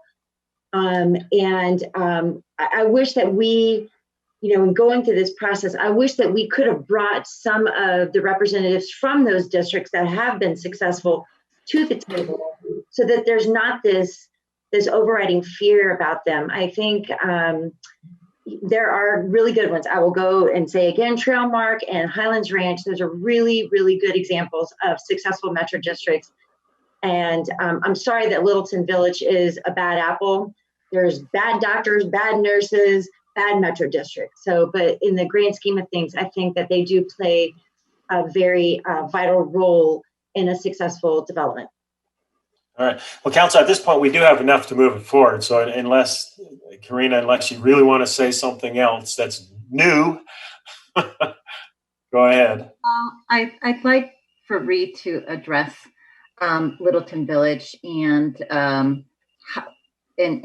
give us, the affirmation of what we're doing now will mitigate a situation like Littleton Village to occur again. I think that's important for us to understand. Okay, and then with that, we're going to move on. Thank you. That's a good question, though. Yeah, I would say when I look at Littleton Village, I see a couple of different issues. So we talk about the Metro District. There's actually 3 Metro Districts in Littleton Village. One that's commercial, one that's residential, and one that handles the infrastructure.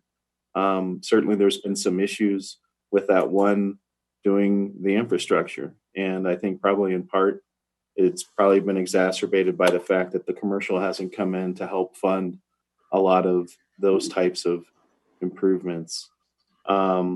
Additionally, when I look, and I wasn't here for Littleton Village, when I look at what the development agreement states, because let's separate things. So developer comes in and signs an SIA or a development agreement with the city. And when I look at what was agreed to with Littleton Village, I see a lot of problems with that actual development agreement. So that's separate from the Metro District. But to be specific about how this particular policy would help us in not having another Littleton Village is, I think that there's caps on the mills, that there are criteria that a developer or the Metro District is going to have to abide by in terms of coming forward with that, certain improvements that are going to have to be coming, as well as timing the development with the application so that we understand what's going to be there. Unfortunately, with Metro Districts, they're not the developers. I mean, they're ultimately seated by developers because they're the first ones in there. But for the most part, most Metro Districts aren't actually funding the infrastructure. They're really doing more of the O&M and things like that. Littleton Village 1, I think, is the Metro District that was in charge of the infrastructure. That's a whole different issue and kind of a problem. So this obviously provides us a lot more, and an end user, more protections. It may not be to the extent that other people would want, but going forward with the next development that comes in, I know we'll be a lot more keen and thoughtful in terms of the actual development agreement that's coming in to ensure that we're not only protecting the city, but those persons living within their metropolitan district. All right. Thank you very much, Reed. Thank you. Well, staff, I think Reed, I think you do have your direction on, we're going to move this forward. Mark, it'll be on the agenda for next week. With that, we're going to close out that item. And Carol, thank you for keeping track. I know it is a very difficult job for us all. And others will have the opportunity to do it as well. So I'm going to move down to our second item on the agenda is the administrative updates and hear from the city manager. Mayor, no updates here this evening. Great, thank you. City Attorney. Just one brief one. I would just let council know and those listening that LIFT had its final meeting this past Thursday. The goal of that meeting was to do the final financials. So about $1,500 is going to go back to the various taxing entities. The city will receive about $8,500 back. We'll go ahead and get those checks issued by Ms. Christensen, who's the chair. Once those clear, we'll go ahead and file the dissolution paperwork, close out those accounts, and be done. But I would give a thank you to those board members who stuck it out, and that would be Cindy Christensen and Carol Breziak and Jason Henderson and Jack Rychecki, as well as Joe Areno. And thanks to Bill Hopping and Kevin Seiler, who had to leave a little bit early from that board. But hats off to them for sticking it out when it probably wasn't that fun thing to do. Excuse me. That's all I have. Thank you. All right. Well, thank you very much. All right. And with that, council, the only thing is that for our citizens, that a new COVID-19 facility did open up in Aurora. It's at the Aurora Sports Facility out there. And it is at a no charge to the individuals. All you do is just drive up. And it literally takes minutes. So if you get a chance, if you want to be tested, just head out there during the day and you'll get a chance. You might even see Councilmember Milliman out that way. With that, council, it is, looks like it's 9:46 and we are adjourned. Thank you.